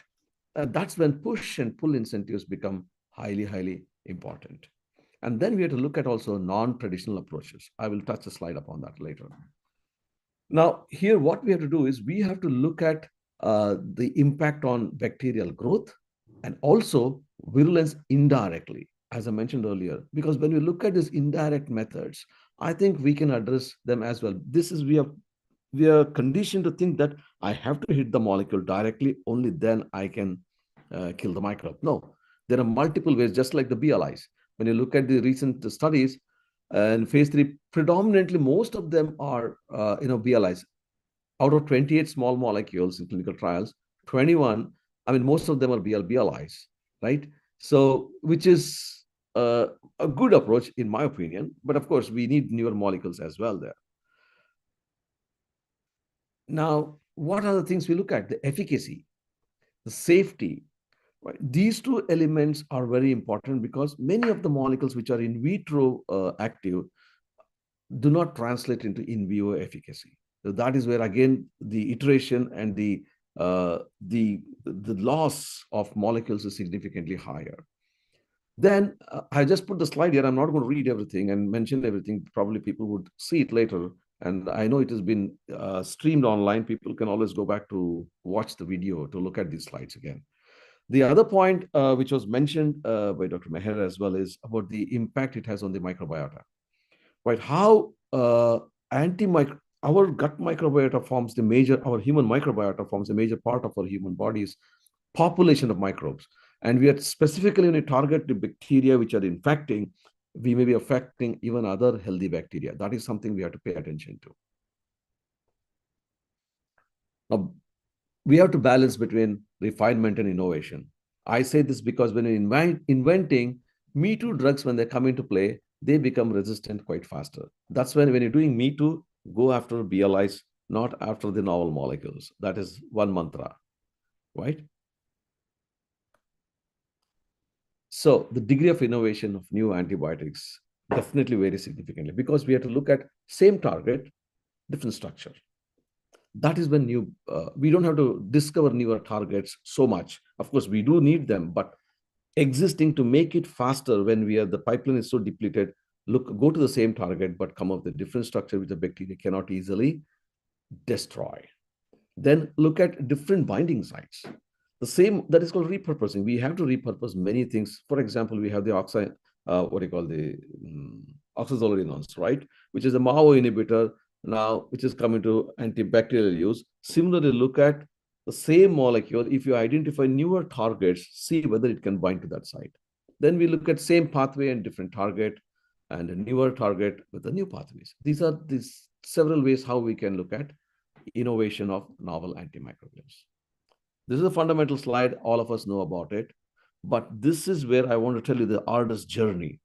When you identify the disease, coming to a target, it takes a long journey. Then we have hits identified by designed and developed by the medicinal chemist, which we have to find activity. The in vitro biologists work very hard to find that hit molecule. We had great number of team members in ORCID. We had in my team, the one, Mr. Shakti Singh, Solanki, we had Bharani, who were quite a hardworking people. They worked quite hard to identify novel molecules. Then it went to in vivo, where we had Hariharan, who is now with Wokhart, and he's done amazing work in discovering and developing N-metazobactam. Then we come to clinical candidates, then drug candidates, and then comes the regulatory. These are the higher challenges. And when developing an anti-infective molecule, this is the journey I was talking about. Look at every stage, the failure rate is very, very high. The medicinal chemist makes the molecule. Look at the date. Stage 1 is 2006. And when we finished out-licensing, it was 2013. And it came to market only in 2024. So that is the length of the journey. And we have to look at its MIC at the in vitro level, look at the broader set of organisms, look at the multi-drug resistant organisms, then bring in the efficacy activity, look at the tissue availability at the organ-specific regions by using pharmacodynamic models, such as thigh infection model, lung infection model. Then we come to look at multiple strains, how many strains are available within India, and look at those strains. That's what we did. Then we go for safety. Finally, we come to validation. of a candidate. This is the journey of inventing a new molecule. And once we did that, we look, and this triangle is very important to identify our therapeutic window, because we have to balance between toxicity and efficacy and to make sure we hit the molecule at the same time, do not cause any toxicity. And PKPD drivers. Normally, when we look at pharmacodynamics of the host and the drug. But in anti-infectives, I always put the third eye and say it is a microbial dynamics, because microbes can break the molecules as well and also alter the host as well to a large extent. So looking at microbial angle is very important when you're discovering antibiotic. I'm almost at the end of my slides. So this molecule was invented by Orchid Pharma, right? Up to phase 1 ready, and we out licensed it to Allegra Therapeutics. And right now I'm driving the phase 4 clinical trials for this in India. And in parallel, the drug has been launched in India on October 1st. So I'm proud to say that I thank my entire team who worked with me across the spectrum, not to mention any names, across the spectrum, people have worked very rigorously to bring this molecule to the world. And Allegra Therapeutics has done an amazing job in clinical trials and getting approvals from the FDA, the EMA, and the UK MHRA. And India has worked very well as Orchid Pharma to get our approval for the Indian regulator. These are a few of the alternatives. I just keep the slide there and I move to the next one, which are conclusion slides, right? I would go to this slide mainly for the want of time. We have to, the last one, we have to work together to end this AMR crisis. Policymakers, drug discovery companies, clinicians, and above all, I would say the citizens of the world should come together, because AMR can be addressed only by engaging every person on this earth. If we become responsible in the way we use the antibiotics, I think we have solved 99% of the problem. We don't have to worry much. And that is where I would encourage stewardship as a major contributor and contributor in addressing AMR rather than only drug discovery and putting the onus on the clinicians or the pharmacists. Regulations have to come in, but if citizens become responsible, I think we have solved half the problem. Thank you very much. Over to you, Dr. Ghaffur.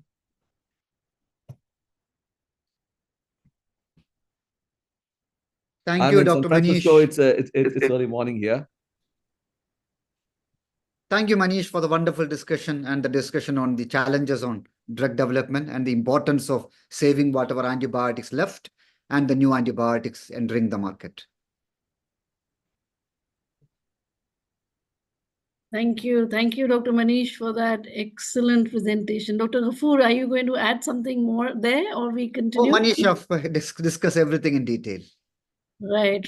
Thank you, Dr. Manish. I know the path is so thorny and so difficult, but I didn't know that it started in 2006. And finally, you see the light of the day in 2024. Many, many congratulations on that excellent work done.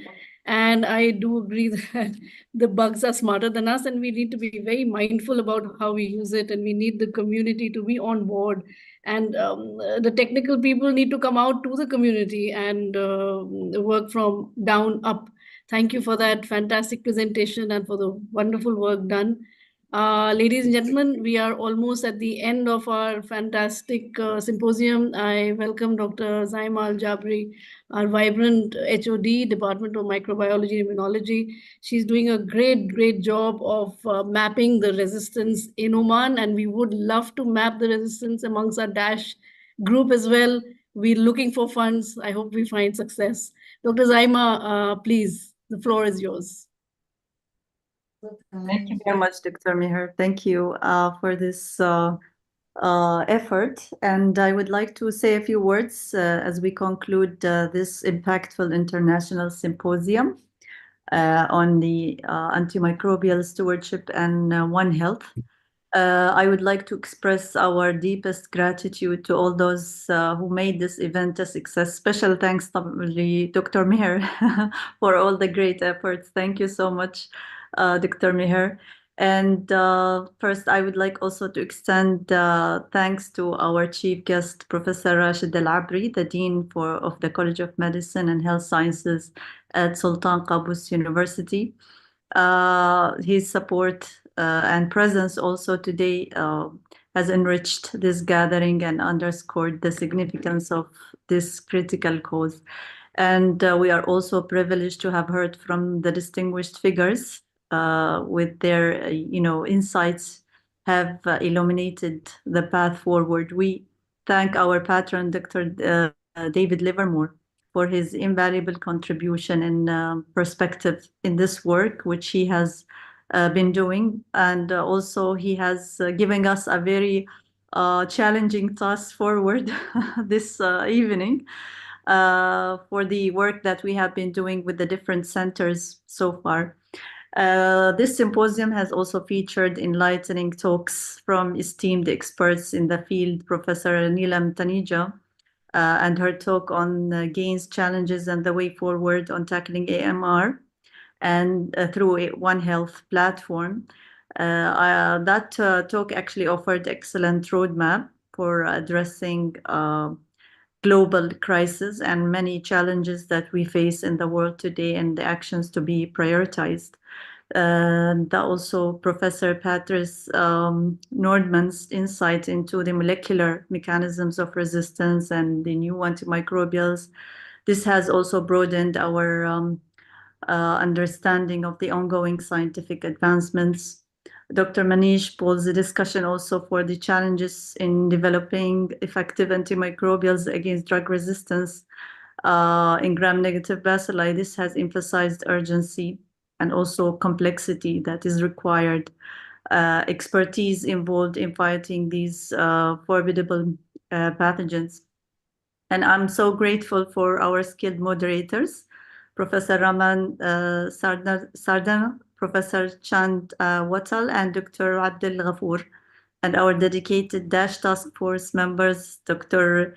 Ikadashi Rajini, Dr. Farah Al-Marzouk, Professor Ujula, Dr. Victorian, those moderators, and also the task force members have thoughtful questions and insights, have added depth and engagement to these sessions. And also they spark the dynamics that will keep surely influence our ongoing efforts.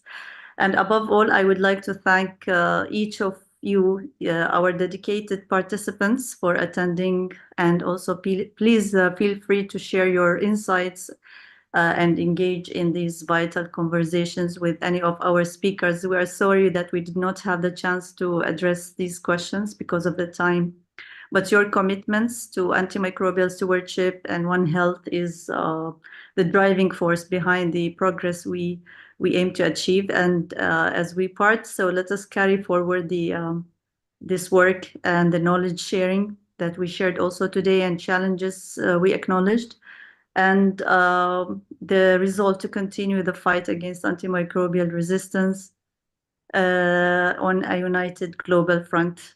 Thank you once again, and we look forward to continued collaboration and progress. And I wish to see you hopefully at our next gathering. Dr. Meher? Thank you, Dr. Zaima. You're amazing. I love the way you round up the entire event. It's really the icing on the cake.